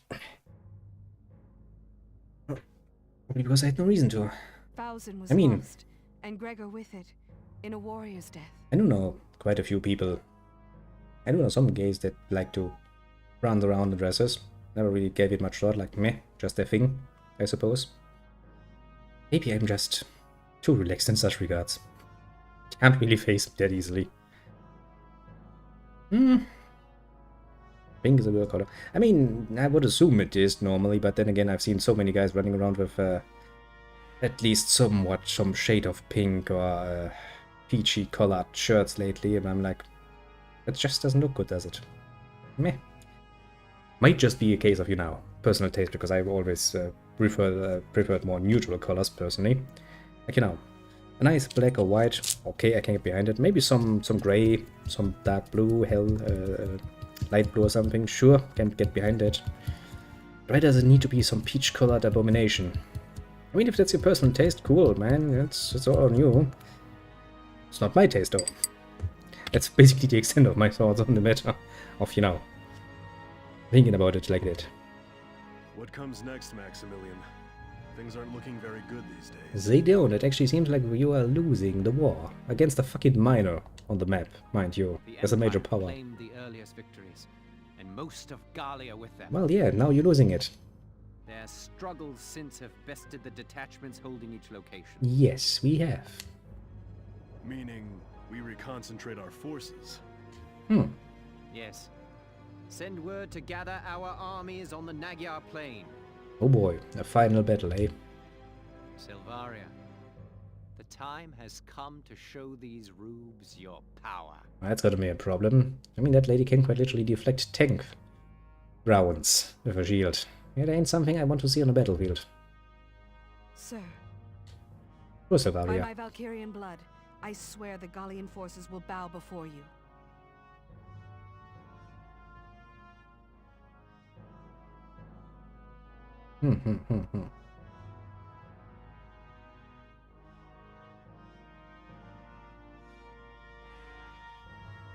That is true. Although I would also claim moderation on that one. Because, you know, a child is first and foremost a child, and they don't really have the ideas yet. Sure, a toy is a toy, that much I can get behind. But taken to the extreme, that seems to be very much a dangerous path to travel on. Because by that logic, you would at one point then be allowing them to take medicine and stuff like that to change into whatever they prefer at the moment. And it's just a child, they can't oversee the consequences of their actions further down the line. So yes. Well, making a non-changeable operation to change to whatever you feel like, that seems to be the logical extreme that you could take it to. That seems rather dangerous. I mean, it's just a child. we don't trust a child to drive a car, or vote, or drink responsible, so I wouldn't give them absolute freedom. I mean, that's basically what parents are supposed to be doing. You're supposed to be showing them their borders, like, okay, we can talk about one thing, but don't take it that far. That's basically it, basically. That would be my concern, at least, you know. Because, you know, they won't last long. at least I wouldn't trust my children to do anything reasonable most of the time. Oh, not really, actually. And that's good Maybe that's just me, you know, Prospects being for Thierald's overprotective, overreacting, but it would be one thing I would be very, very scared of. Like, go that step, and then what? What if later on they decide that that wasn't actually what they wanted, and can't take it back now, can you? You're just sitting there, and that's something I would be very afraid of as a parent. Because, you know, my child we're talking about. You have no country of your own. You shall serve us with your very life. I'm well aware. But who knows? Maybe there are some good scientists out there who already looked at all of that and have found a better answer to that. Maybe. I don't know. But Maximilian, you will be victorious. I don't think so. I don't think he will be victorious. I think I will actually beat the living shit out of him at some point. Deservedly so, for invading us. But yes, taking back Brule. It's just a bit of gift giving, isn't it? We're back. Back to where it all started. That we are. It's been 5 months since we left Brule.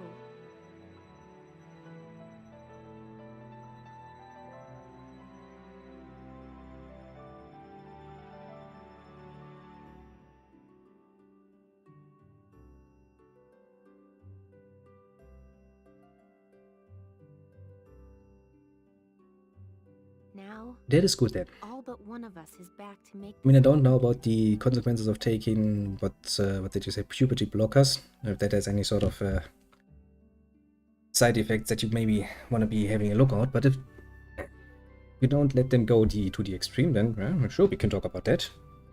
I have no problem with self-expression in and of itself. I'm just always afraid that people. Excuse me for a second. I need to reposition myself. Fucking arm. Jesus Christ.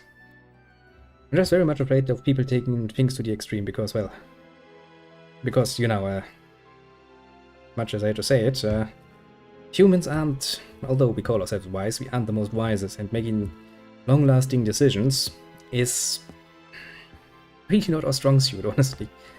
At the best, most of our plans, even our political plans, go like maybe 50, 60 years into the future, not much longer than that, and that's the better ones.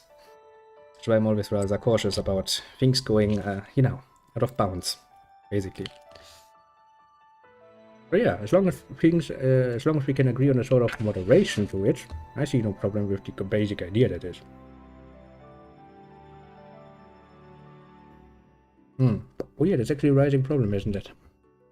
Like when young girls get their they start into puberty at like 10, 11, and it's like, well, shit, it's not supposed to be happening this early.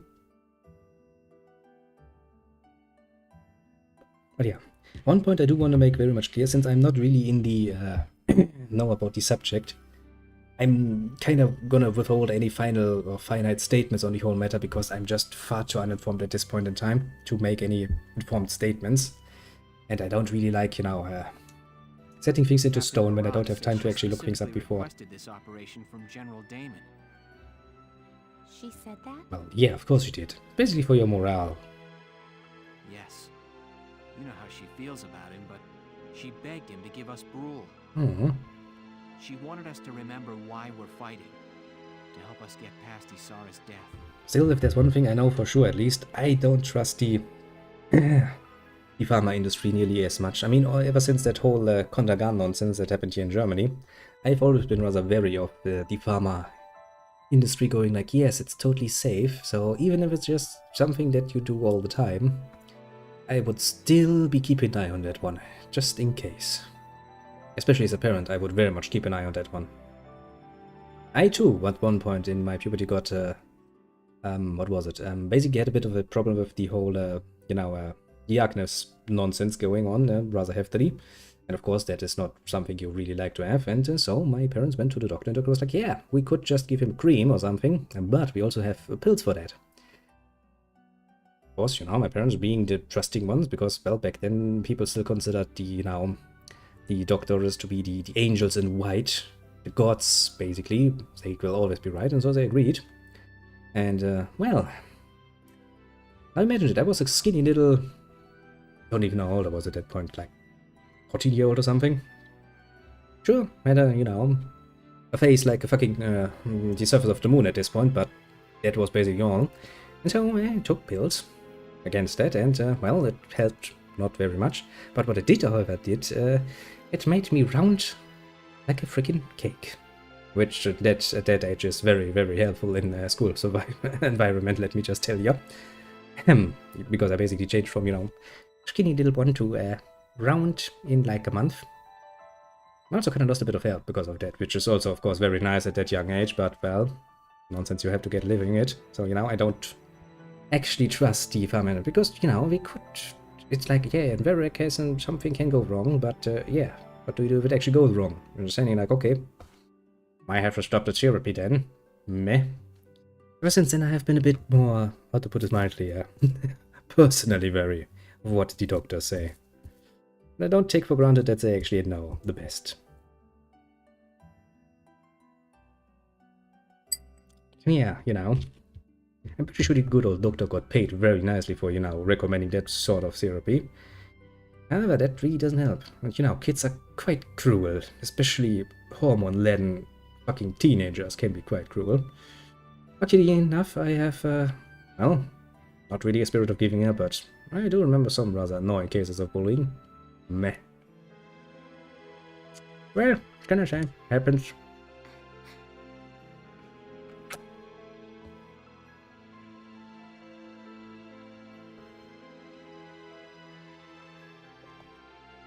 But it does showcase that you need to be somewhat wary of things. Move forward. Let's take back Isara's home. Well, yeah, it is also your home, so why not?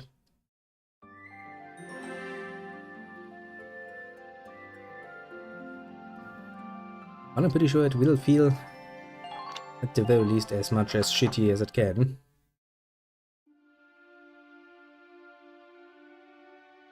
Back again. I had to return one more time. But at the very least, it teaches you one very important lesson. Don't give too much of a shit about other people's opinion. That helps. Actually, it helps in the long run a lot, because you will need some thick skin along the way anyway. Or you need to learn to get one, because, well, the world is not just a nice place. Many nice people around, mind you. There will always be assholes, and some of these assholes will be your bosses and co-workers in the future, and if you can't deal with them... Honestly, I think it was actually my grandmother at that time was like, okay, I know it's shitty, but take it. Take it, bear it, basically. Yeah. I got through it, I mean, Not that I had much fun at school. But then again, I never had much fun in school. It's staggering. It began, "Welcome, Sister Valkyria." Did they hide the truth from all? Which actually brings an interesting point of view. Are there only female Valkyria? The door won't let me in. Given what's on the walls, maybe it opens That for the Valkyries. gives many an interesting question. Maximilian got through, but he had Valkyria with him. She must have opened it for him. Well, but maybe times change for better for once. That would be neat. I don't think it will actually.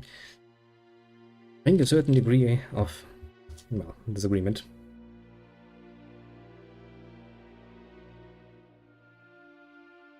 Well, yes, it will, but how much that weight will affect you is... To me, I mean, the system itself is actually there so that we can improve ourselves, you know? Because your brain recognizes that, well, we are social beings, so we are in contact with each other, and if enough people tell you that what you're doing is wrong, you should at least take consideration of that, because maybe they're right. The door was closed when we first arrived. Well, that it was. Then it opened. Oh yeah. Because little Alicia has played RPGs before, and she's like, this is totally a door, isn't it? The one who opened it was...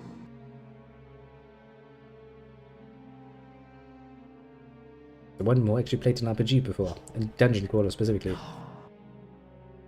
chances of her... No. There's no other explanation. Are you playing something here? She... Well, What should I do? to be fair, yes. But you will never get rid of all of the shitty people. Actually, I think there are quite a few studies that will showcase that very nicely, that if you remove all the shitty people, new shitty people will just get born. Because, well, as much as I hate to say it, shitty people do get ahead in life sometimes. Not in the long run most of the times, but some actually get away for it for surprisingly long. Sadly enough, and a certain sort of egoism in the top layers of any company is rather profound, let's just say. And honestly, I found that many factors actually don't matter at that point. It doesn't matter if you are, you know, a woman, a man, if you are big and tall and strong, if you are beautiful or looking like shit. After a certain rise of level, most people will get a bit too much addicted to their own power, and well, that turns many people shitty. There's some good ones though, mind you, on the boss levels. But sadly not that many. Also because, you know, companies, well, they are machines, and the machine runs best if you leave emotional nonsense aside, sadly enough, which means that, yeah, the more you leave the human aspect aside, usually the more success they can get in a short run at least.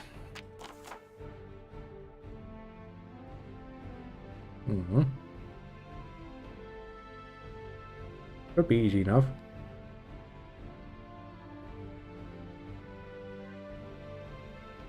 But yeah, wouldn't it be nice to have a world without shitty people in it?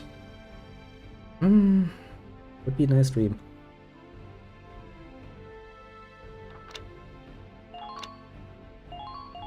I think this is actually a map you can potentially power run through, very much so.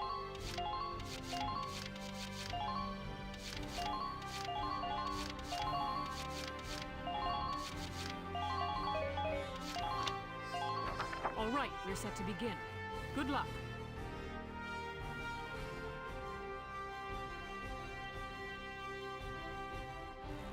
Yes. Nihilism. Anything in all of it matters at all. Which also means that your own life doesn't matter, which means you should have no problem with me putting a gun to your head and just shooting. Sadly, most people realize at that particular point that, well, nihilism sucks. We're taking back our homies. Quite much. Squad 7, move out! Wasn't it actually Nietzsche that brought that whole idea along a bit? Ah, Nietzsche. Nice example of a shitty person getting far. Yeah, here we are. Sorry, but I'm a little scared. Well, to be fair, he had some... Right. This is your first time out in battle. He brought up some good points. Sadly, he was on the wrong side of the whole debate, wasn't he? Please. Combat is always a scary thing. I don't think anyone should ever forget that. Well, it would be better for all of us. I feel like getting used to the horror of war means losing hope. Yes, sir. I understand. Now, let's see if we can rush this map. Okay, then. Let's begin. Everybody, watch out for enemy snipers. Well, as long as you choose your fights and not take it too far. Because that's also a bit of a problem.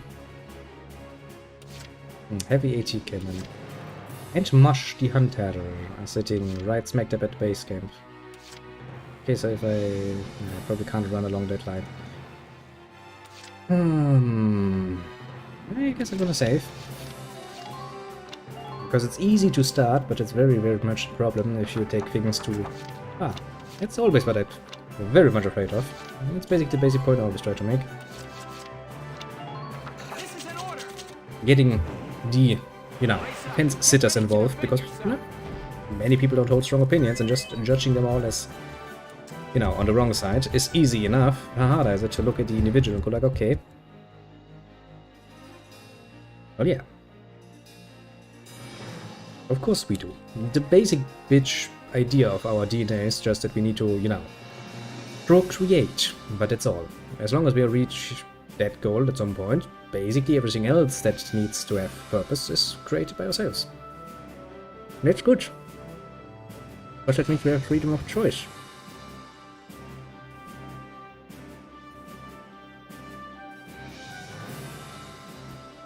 Yeah, this is indeed. I actually didn't plan on this becoming so deep, and it kinda happens. Enemy sighted! Enemy sighted! You just try to stop me, trooper. I am invincible! Eliminate the enemy, beginning with their vanguard. Enemy unit spotted! Yeah, I'm not really invincible. But yeah. I mean, it is fun to just, you know, talk things through. And I think this is actually in part, the clue that is going to make all the difference in the world. If people are still willing to talk with each other through such things, we might actually get somewhere at some point. Some good. Where we can find a consensus in the middle, where everybody is somewhat able to, you know, be okay at least.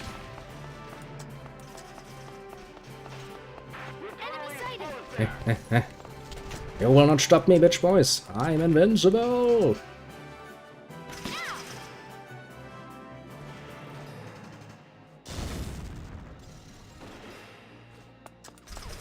I already told you I'm invincible. Stop shooting me. But yes, this escalated rather quickly, as they say. Ever since I learned that phrase, I found it very much fitting.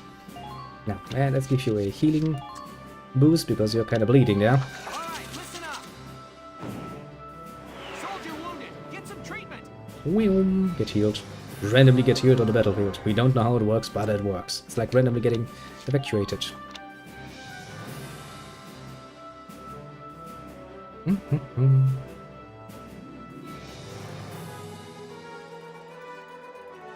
Yet much is true, as I said, we are social creatures, obviously, as much as many other animals. We have realized that, well, in a group, we are most definitively better off than... Can I actually get you resupplied? No, I could get some mortar support. Does that actually work? Okay. As much as any other species, one of our main, well, things is, of course, to procreate. But in order to do that safely and in order to grow our young, we of course also need to make sure that there's an environment that actually is livable for them. It takes 13 shots to kill. Basically 2 more rounds. I should have 2 more rounds. So it kind of ties in. I think actually it was it Freud? I mean, he's not just, you know, obsessed with mothers, but he also kind of pointed out that many things, many of our actions can actually be drawn back to our own trail.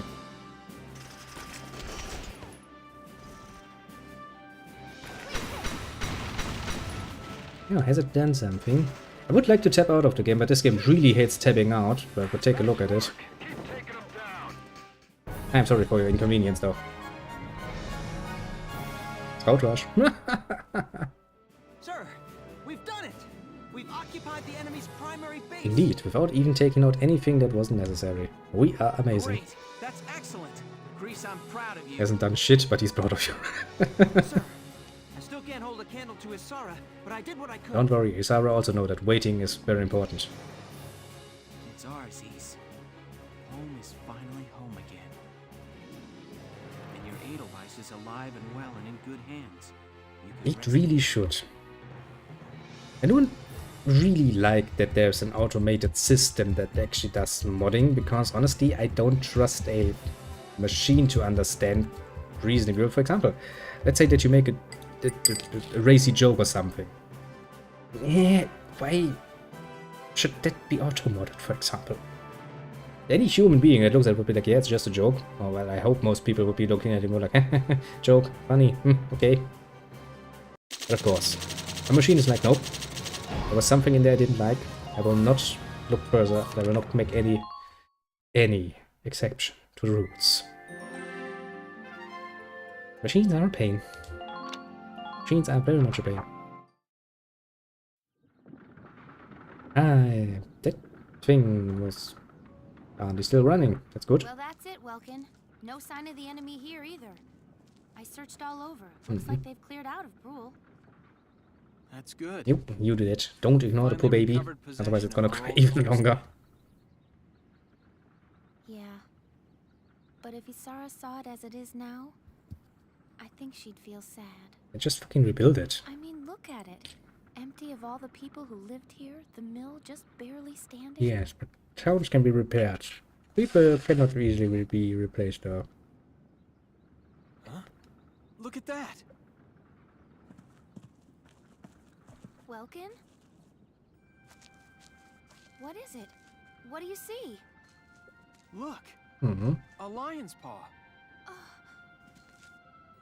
Is it the same one? Could be. It's the flower that you planted that day. When we'd first met each other. It took root and grew in this soil. And now it's flourishing. I mean, maybe it is. It's pretty damn hard to tell, actually. Remember what you said? That there's more going on in this world than just people killing people? There are new lives all around. New things being born, even in the middle of war. I was right. And if I let myself get depressed, well, Isara wouldn't want that. Once Well, no, this she war's wouldn't. over and we come home, we'll just have to rebuild it. We'll rebuild all of it, every last building. Yes, we will. And we'll show Martha's little boy. We'll show him the town where he was Oh, right. You were actually born in a tank, weren't you? Yeah. Should be easy to show where he was born. You just drive the tank out and say, this is the place you were born, boy. A steel cradle, basically.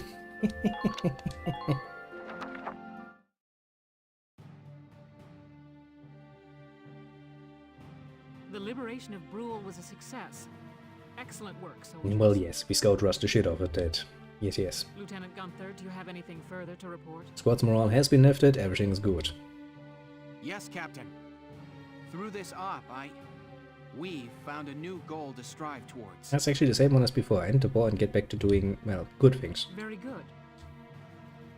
And Faldio, you're back from your leave. Feeling rested and ready? Yes, Captain. I'm ready. Nice. Good. We're receiving reports of major shifts along the front lines. We're pulling back to the Nagir Plains. Imperial forces previously posted all over the country are gathering at one point. The Nagyar Plain in northeastern Gallia. Our forces are being directed there as well. Is it a good idea to accept the final battle with them, though the Empire has, well, lots of resources, still, and probably still quite a bit of troops.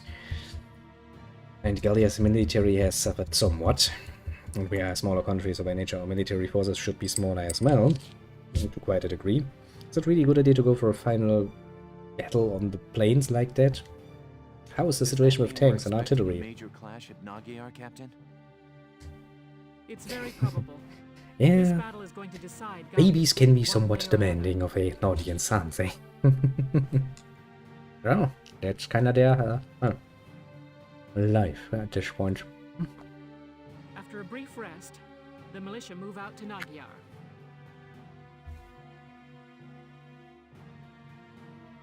I can remember that very well. Many a somewhat sleepless night at that point. I want all of you rested in the meantime. You're dismissed. And be God thankful for that. Imagine having to take care of all of it alone. Ooh, it's one hell of a nightmare. So what you're saying is the next battle is so critical, it could actually determine how the rest of the war goes. Yeah, which is why I'm saying, is Both this for a us good and idea? them. The opposing armies are assembling their forces at Nagyar. It'll be the biggest battle we've fought yet. The biggest battle of the war. Is it a good idea though? Ah, That means more things we love will be destroyed. More people we care about will be taken away. There are some things we lose that never get returned. That's the world. Everything around us is in flux. The old Brule, the town we used to know, Isara. We've lost them forever. Welkin. But it's like you said, Alicia. We build new things as we lose the old. If we can win this Yes, battle maybe, in but you can't Nottingham, replace the dead we can people. push the Empire all the way back to Northeast That's what Galia. makes death so fucking If scary. that happens, then victory will be right around the corner. And once the war's over, the real work will start. We'll build a new mill plaza. In fact, we'll build a whole new town. Right. And I'll be there to help you. Nice. You know, it's funny. Whenever I talk to you, I feel like everything's going to be fine. Yeah? Well, you're the only reason I haven't completely lost it, Alicia. Really? Thank you. No, just fucking kiss and get to bed. Jesus Christ, children, it's not that I'm hard. glad we were able to meet. And work together. You're far too young to be reasonable. Hey, Welkin? What is it? Once this war is all over, there's something I want to tell you. It's not a good idea in war. Just say it now. You will regret it later, maybe.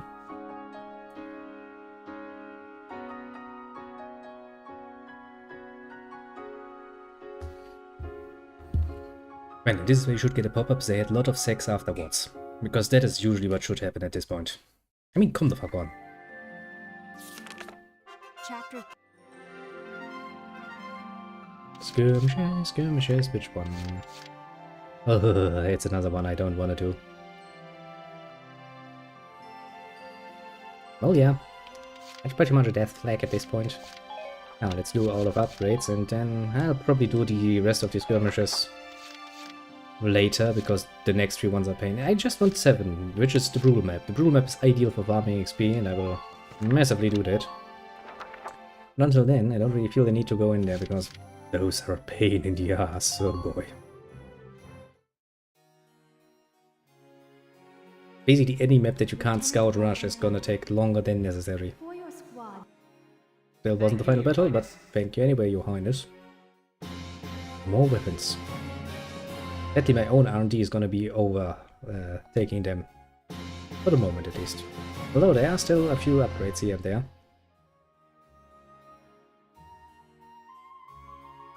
Because those get better too.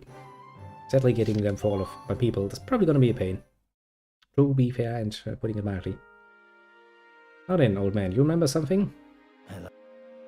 I'll teach you awaken potential today. That is a very good one. Use it to call forth. I know. Well. Teach fastly.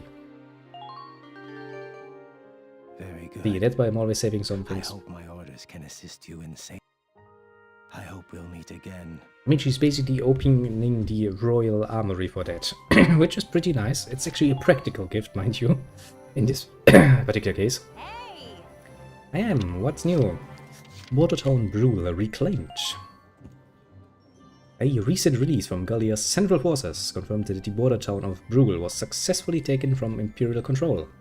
The armies of Gallia and the Empire now stand face to face along the massive Nagia plains, braced for a direct and all-out clash. Brule represents a key Imperial supply route, making this militia win one with repercussions that extended far beyond the small border town. In a remarkable coincidence, the officer who led the Brule operation and leader of the militia's Squad 7, Welkin Gunter, 22, is a Brule native himself. He returned to claim his town from the Empire after being ousted by the original invasion over 6 months ago. Struggle artifact stolen. Oh god. Randgris National University Department of Archaeology reported a theft from its archives on the 15th. The objects in question are 2 artifacts of unknown age, unearthed last year from a university dig site in Barriers. They're said to contain exceptional pure ragnite. Although their creation likely predates written history, their shapes bear strong resemblance to the lands and shields spoken of in the myth of the Valkyria. Whether these were truly used by the warriors of legend, or that they bore ceremonial significance, remains unclear. An investigation into who was behind the missing items is currently underway, but no leads have surfaced at the present time. It's not practical if she expects them to be returned post-war, well, kinda not, no. Then again, you know, usually, at least, well, So, in monarchy systems, the king would have a personal guard and they would get quite nice equipment, so actually opening that storeroom of nice sassy, nice guns and stuff to the army is not necessarily a bad move. It is very much practical thinking in place here. Although, you know, expecting them all to come back safe and sound after the war is of course a bit of a stretch. Then again, sometimes that just overtakes and you end up with more ceremonial guns that really have no practical purpose any longer, which is quite idiotic actually. Like, look at this gun, it looks absolutely pleasant to the eyes, but is it practical? Hell no, of course it isn't. Flamethrowers. Yeah, I don't need any effects on that, I need more firepower. Doop doop doop doop. Because if there's one thing I have, it's money. I'm willing to spend more money. Hand grenades, still no upgrades. How about uniforms? Yes, that is very good. More defense is always good. Especially my scouts. All set for you, bro. It's done. 1911 from now. Well, around here that's a bit of a difficult subject. Technically speaking, I know from a few of my customers who still have well, equipment from the Second World War, basically. And one of my customers was like, well, I traded a nice little pistol for a loaf of bread, basically, because, well, a pistol you can't eat, but bread you can eat, so, well, you know, you got a gun for a piece of bread, basically. Still had it, but then he died, and then, you know, while looking through his belongings, the police was getting involved, because, well, possession of gun without the license for it is, of course, illegal in Germany.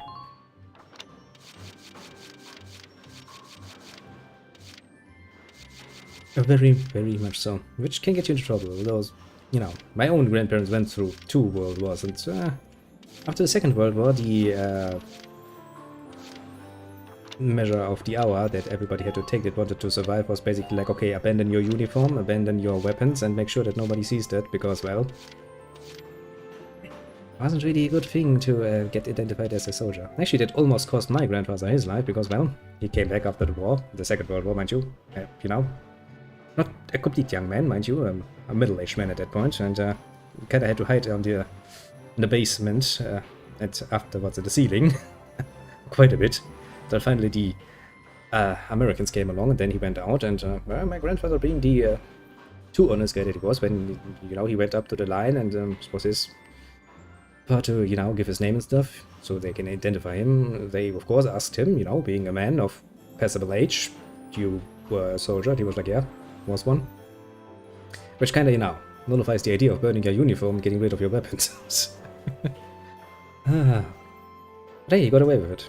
Apparently the American soldiers at the time were taking the notes, were quite impressed with his balls, because, you know, he just admitted to being a freaking Wehrmacht soldier.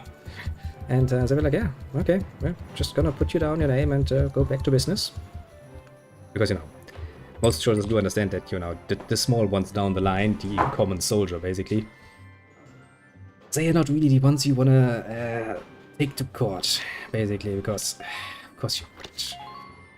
Just like a fucking soldier is responsible for all of the nonsense that went on. So there are some inspections like the SS, for example, those cannot get away with the excuse, because they acted pretty much on their very own. But, you know, the common average grunt, can't really blame those for that shit the upper people have decided to fucking do.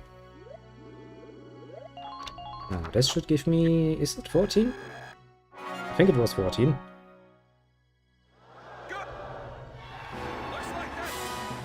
Let me see. Nah, that it's probably 16, isn't it?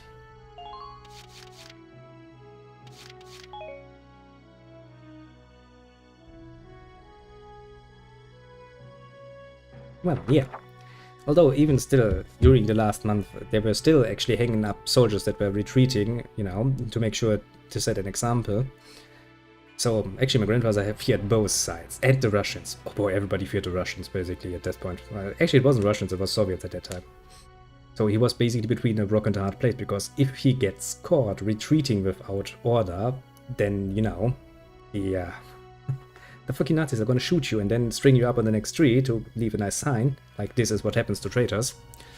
And, well, if you get caught by the Soviets, you will get also pretty much shot if you're lucky, pretty much tortured if you're not lucky.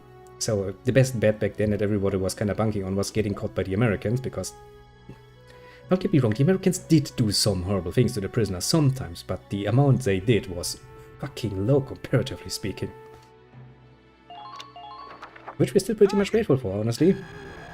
I mean, they had their grievings too, and they let out their, you know, personal feelings against prisoners as well, sure. But that was still fucking low, comparatively speaking. But the Soviets did though, Jesus Christ. I know stories from my grandmother when they were, you know, running away from the Eastern Front, because my grandmother actually is of Eastern Prussia make. They breed them fucking tough over there, I can tell you that much. So they had to kinda, you know, run away when the Soviets came over. And she saw some fucking shit. I mean, quite literally, woman nailed to the doors of housings and stuff. Quite literally nailed, you know, taking a nail, taking a hammer and nailing them to that fucking door, naked and raped. Wasn't a good time. And with those sort of images in mind, you will definitely not want to get captured by them. Also, you know, lots of prisoner convoys were disappearing when taken in by the fucking Soviets. Indeed. That is actually something the Americans should be proud of. They have a, well, also deserved good reputation for, you know, actually playing good and true by the rules. Yo, you do that. That's important. Nothing new, nothing new. But yes, I think we have done pretty much all we can. And I can change out some weapons still, can't I? Do we have an R3 for you yet? We don't. Do we have an R3 Max? We have. That's good. Give it to my two beloved, Mr. Sky Pirate. Yeah, I do love that game. I really need to look it up actually, if I can play this still. And I'd be down for playing some with some fucking nice Sky Pirates. I don't remember the title of the top of my head though. That's annoying, to put it mildly. Yeah, all of the Imperial guns are shit as usual. Okay, I'm not gonna use those. But we are getting these 3R now, that's good. Gonna help somewhat. Also, all of my troops are elite now, which is also helping. Battle Litany. I remember this being a bit of a pain in the ass. Not as bad as the first, well, no, the second desert mission it is. Still a bit of a pain in the ass. Now then, how late is it? It's, well, 2 hours. I think actually this should be a good stopping point. So that we actually now reasonably have a few more levels that we can go through. Maybe I'll do a bit of an extra one, basically a bit of a new game plus one where we just collect a few of the left weapons and stuff. Maybe. It's probably not going to be directly after we finish this one, but maybe something we do before we start with the next one. And in between that is probably going to be another game. I think that's actually reasonable. I do try to plan things out a bit, mind you, but since I'm kinda like to be a bit more spontaneous most of the time, I do rather randomly decide my order of things at the last minute. Which is, well, working to my advantage sometimes. Sometimes not so much. But yes, time to take a few more directions to the pipe, enjoy that. Yes, quite a bit has happened, hasn't it? So far.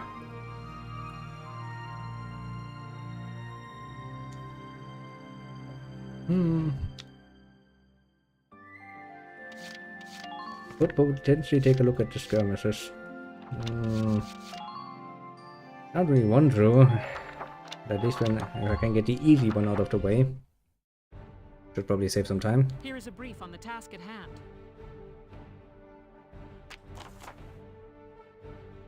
Let's see how this works.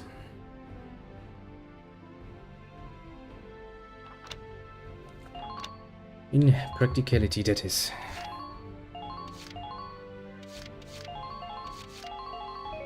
And no reason to actually deploy much more. No.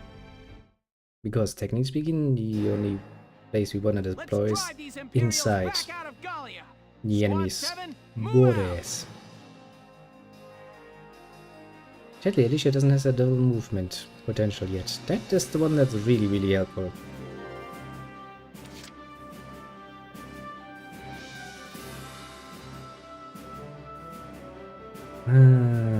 If I try to scout rush this, will I get murdercated? I mean, I have no doubt in my mind that I will.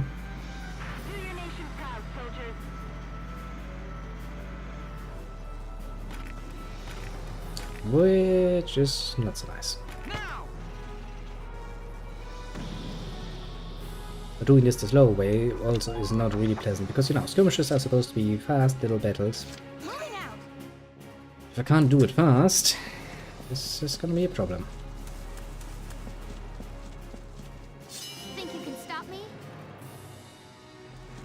I don't think they actually think they can. Enemy sighted. Well, two enemies, eh? This is not nice.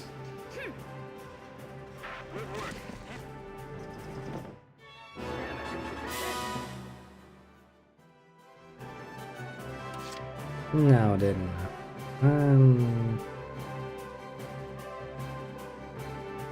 I can probably get the swing around done. Not really much of a problem.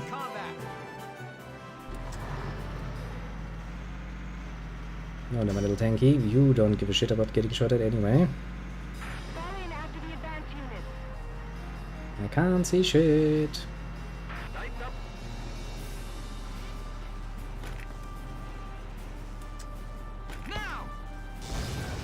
I literally can't see shit.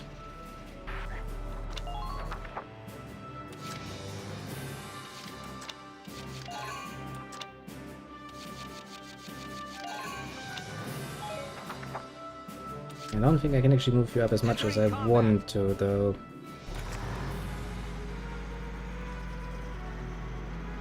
Oh boy, it's really getting slow and heavy. I do like that though.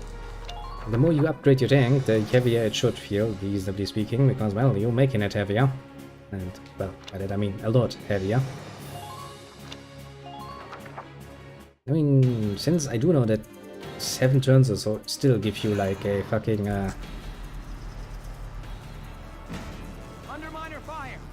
A rank, it's not like I'm pressed for time.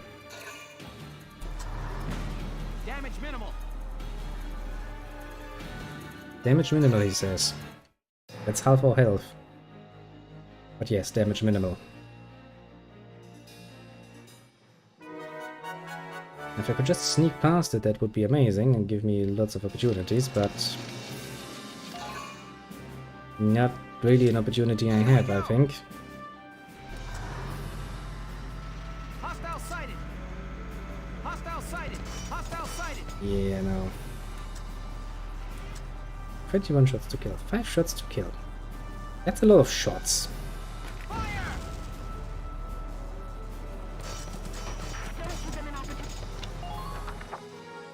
Oh boy, that's gonna be such a waste of fucking time though. Well, at least we're not gonna miss at this distance, I say right now, and then I'm gonna miss and I'm gonna curse loudly. Loudly.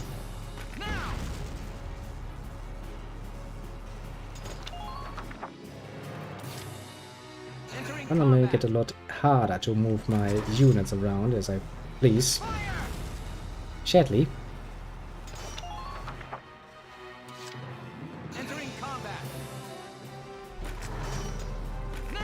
Yeah, at least one tank is gone. I mean, technically it gives me bonus points if I kill all of the tanks and stuff, so it's not completely useless per se.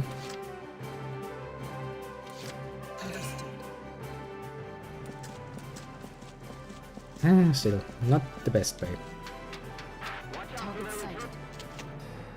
Well, then let's see. You're gonna be in cover, aren't ya? You too. You, however, aren't in cover. Just a shame if somebody were to shot you in the head, wouldn't it be?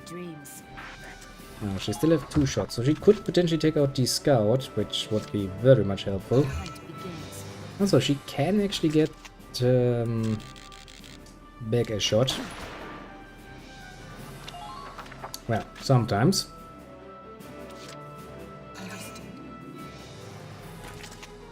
And in the end it will come down to a scout rush anyway.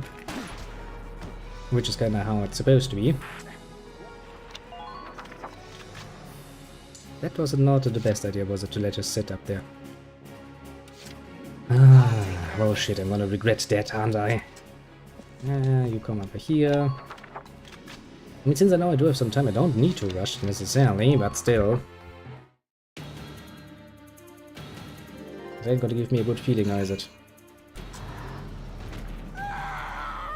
I kind of feared that would happen. Don't worry, we're gonna pick you up.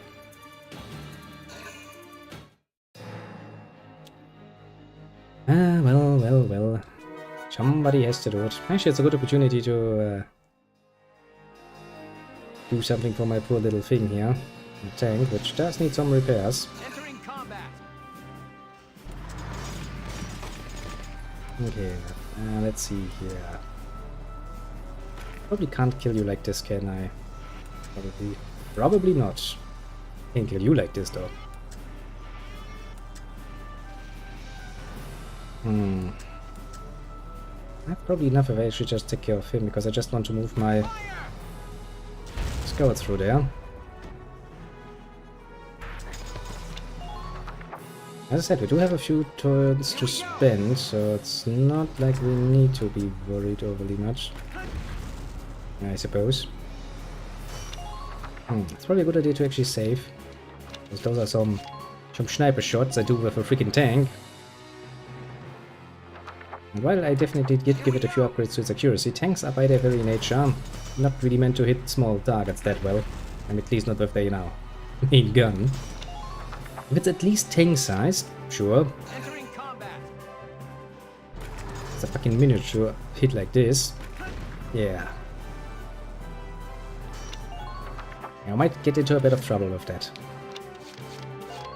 Ah, save's coming. Thy name is very important to me. I mean, if the game fucking allows me to save and load in the middle of combat, I will do so very, very, very much.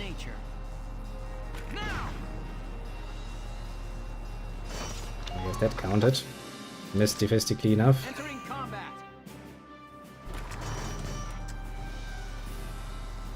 Yeah, come on, game. Allow me, allow me. I'm not the most lucky shot, am I?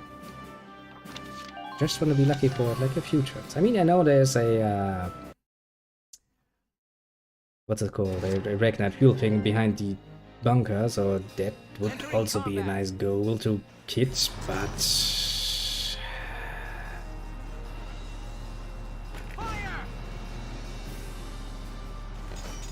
pretty sure that should actually count as a miss, but well, what do we care? What do we care?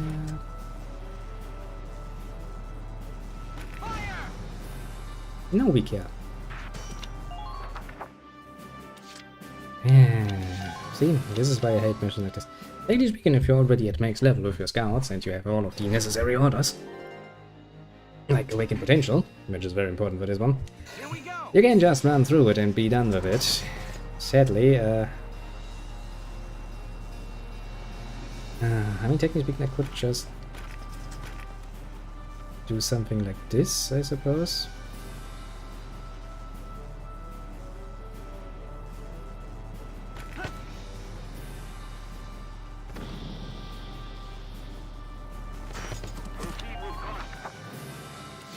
And then we use our little scout boy. Well, he's back, and he's emptied. That is good. I'm just gonna do a nice little skirmish here to end it off and get this out of the way. And I think I'm going to probably get myself a nice little midnight snack, because I'm fucking hungry for some reason. And then, the question is what I will do now. Well, not now, but then.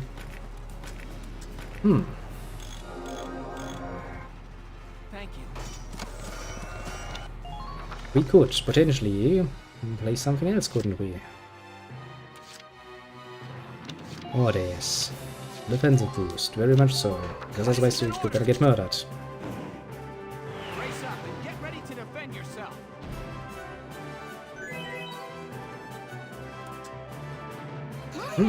That sounds good. No. Don't retreat.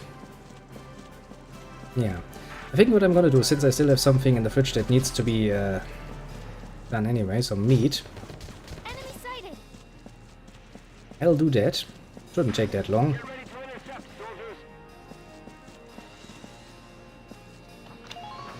So basically, I'm ending it, then I'm taking like half an hour for language, yes, 45 minutes break, and then I'm just gonna start playing something with, yeah, a bit of co-op nonsense. Great. The game is like, I can't just refill that like I can everything else, because, well, fuck you, that's why. That's amazingly unhelpful.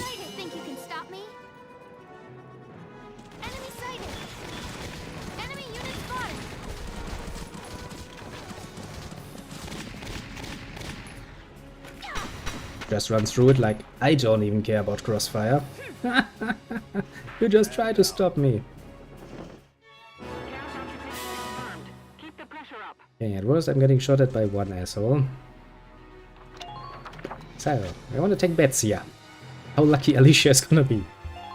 I mean, I'm basically just doing it for fun because I want to get these skirmishes out of the way. Technically what you should do is wait until later, until you have your troops maxed out, and then just do them all in one giant thing. That works a lot better usually. So basically do not do this. This is idiotic. This is just a waste of time. Although Alicia is surprisingly resisted at this point. Like, he shoots with his little machine gun, she's just standing there like, bitch, please. More armor, very useful. Can't stress that enough.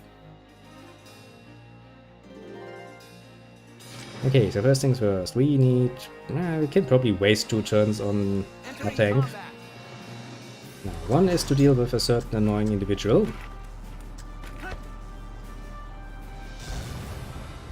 Namely this one. And then we need another turn to give a nice little smoke screen so Alicia can actually move forwards. And we give her a healing root. I wish I'd gone with a higher difficulty for my shoulder series. Well, I mean, you know, I don't want to boast, but I think, if memory serves, I once finished a short campaign in like one fucking stream. Sure, it was a few hours total, but still, it's not impossible. I think it was like 6 hours or so. And why did I do this? Am I an idiot? Yes, I'm an idiot. Ah, for fuck's sake. Here we go. I was about to shoot a fucking smoke gun.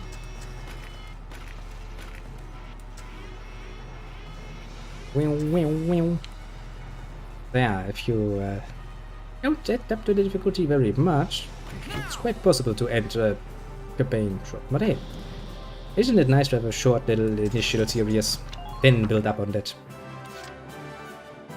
Now then, Alicia, you need a defensive boost when you run through there, and then we'll see how bad it looks back at the base camp. I mean, to be fair, I'm not going to talk about short series, because mine are... well, the major ones are finished, are like 40 episodes and stuff. Playing Pillars of Eternity might not have been, you know... Can't beat the smell of fresh soil. an ideal choice if I wanted something short. Enemy sighted. Think you can stop me? Enemy sighted. Okay, if I can get rid of you. Technically speaking, I just need to get rid of you. And the guy next to you, to be fair. I don't fear death. Yeah. Go to for something non-total bar. Oh, that means you could at some point try out some nice good old-fashioned Paradox games, for example. Like Victoria 2, you can play the USA and declare war on Mexico, I suppose. Or territories. Or others, actually there are quite a few strategy games. I mean, we could play Warcraft C. It's also still a strategy, a real-time strategy. Also, it's a classic, a loft classic, mind you. You know, I don't think they can stop you. You're practically at the goal already. Ah, strategy games. There are quite a few of them. Operation complete. We took their base.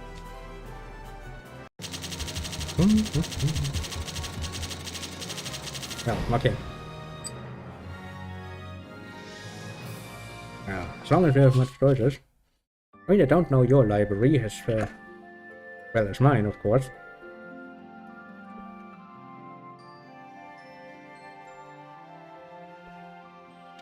We're gonna go to headquarters now. I think I'm gonna make my save here.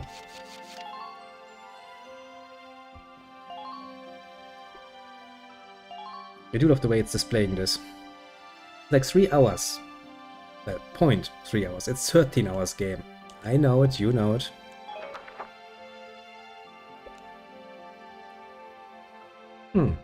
Well, don't worry, learning something new while you're actually playing it and streaming it, for example, or make a video off of it, can be nice too. Gives you that real experience. Can be something too, I suppose. And I mean that I don't, you know, I personally have no issue with that. If I don't know how to play a game and I just need to learn it, which can be fun too, for me at least, and you know, maybe some people agree, maybe some disagree. As long as it's my style, I like it. Very much so. But yes, I think I shall end it here after once again doing one successful more skirmish. I think I'm gonna save the last few skirmishes until I actually have my troops at max level. And I think after this mission, the Clash at Nagia, we will actually get the rule map. Actually, I heard of it, but I don't own it. But, well, learning by doing, as they say. Try, see what works. And, well, I mean, it's no shame if you don't find your way to look up yourself some helping guidelines. Guides or something to get a basic pitch idea. No shame in that. But sadly, with that particular game, I really can't help you. I mean, with Hearts of Iron 4, for example, I could at least give you some basic guidelines, not much though, to be completely fair. Because I'm still not, technically speaking, good at the game. Half the time I even don't know what's going on, but well, it kinda works. Kinda.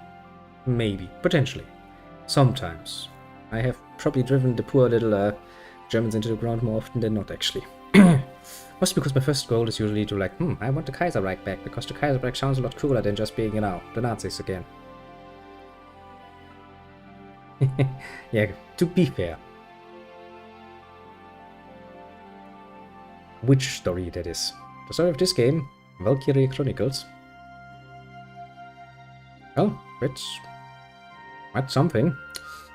It's interesting. It's a rather interesting take on the whole World War concept, I suppose. I mean, it's kind of a bit romanticized, I suppose.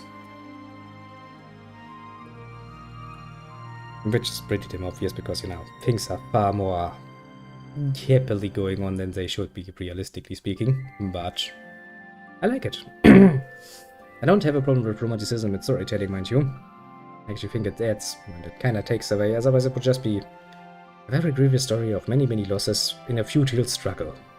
That's not good. But just, I mean, it's a very Japanese touch of romanticism to the whole warfare aspect, I suppose. I mean, you know, we have a fucking mascot pig with us. Any normal military would be like, nope, fuck you, that ain't a thing. Even the militia would usually not allow that, for good reasons. I mean, maybe as a, you know, emergency ration, but that's basically it. But yes, it makes it a lot more fun, and it's not nearly as dreary. You disagree with me now? Do tell me more.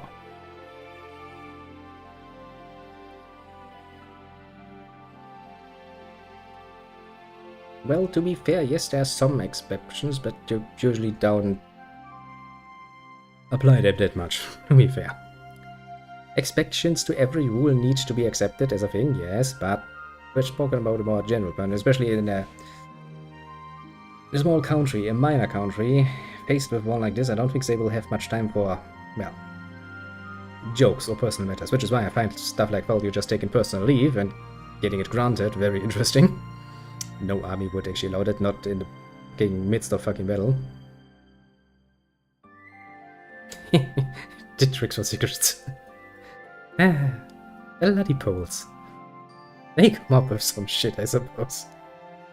But yes, overall, I'm quite happy. I mean, I played this game once before. I was happy then. I'm still happy with the game itself, mind you.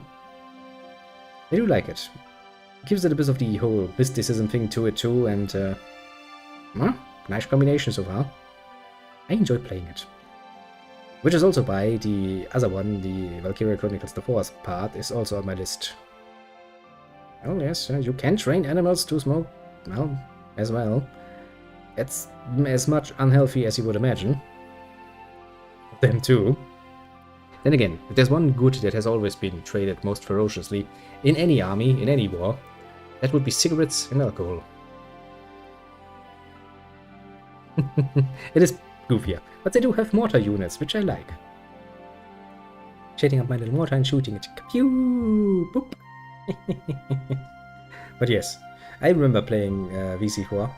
I also played it once, and I do remember some very amusing moments in that. Well...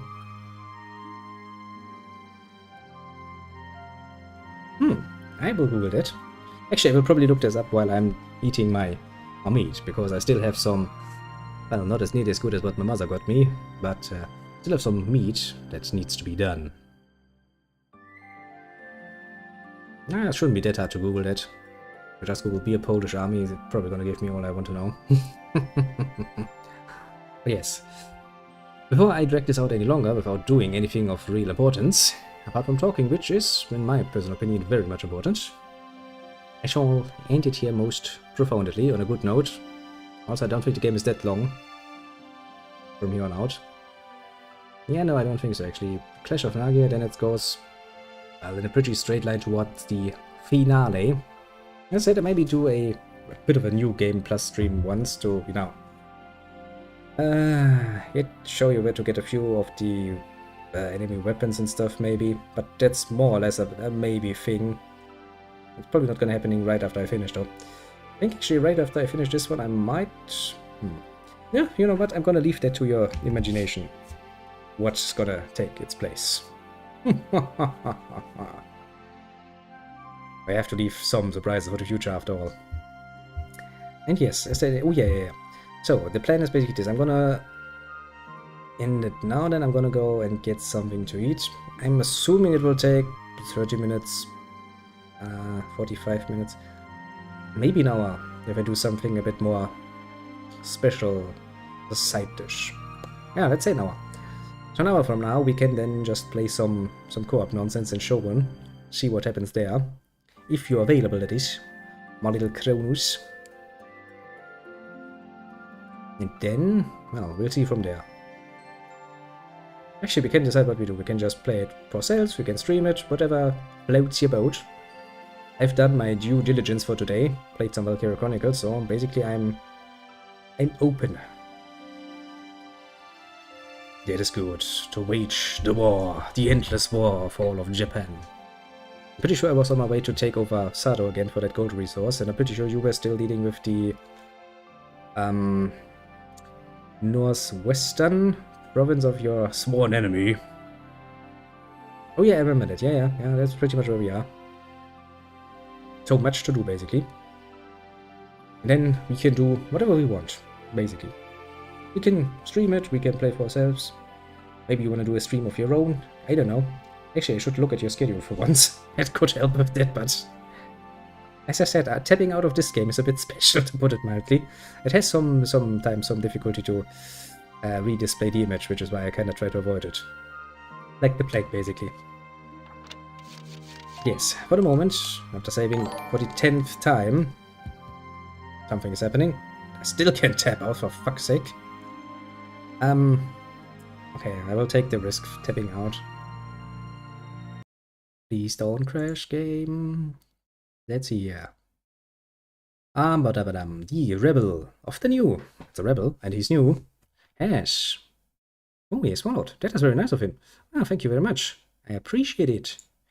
Thank you, neat. Let's see. I can still get back into the game. Yes. It worked. It worked.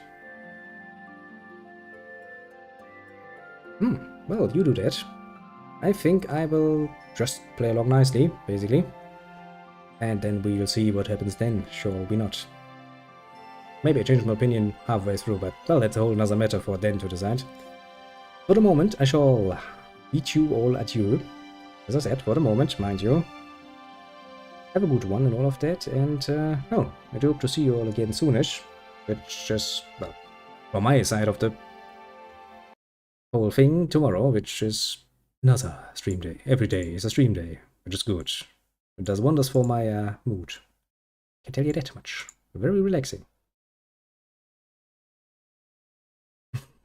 I could show up naked. I mean, after I have a large meal, I'll probably gonna have to lose my belt a bit, but I will try to avoid the full naked one. That seems a bit inappropriate, doesn't it? I mean, technically nobody can see, so I guess it doesn't matter. But yes, let me go through my usual list and see who actually showed up. We have, of course, the Chronos. Quite the regular he has become recently.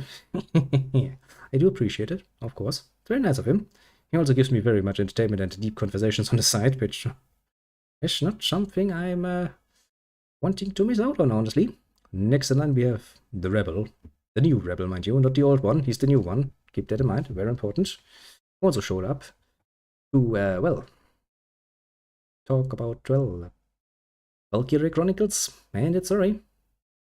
Which is, as far as I am aware, well, totally okay with me. He also followed, which of course is also very much appreciated.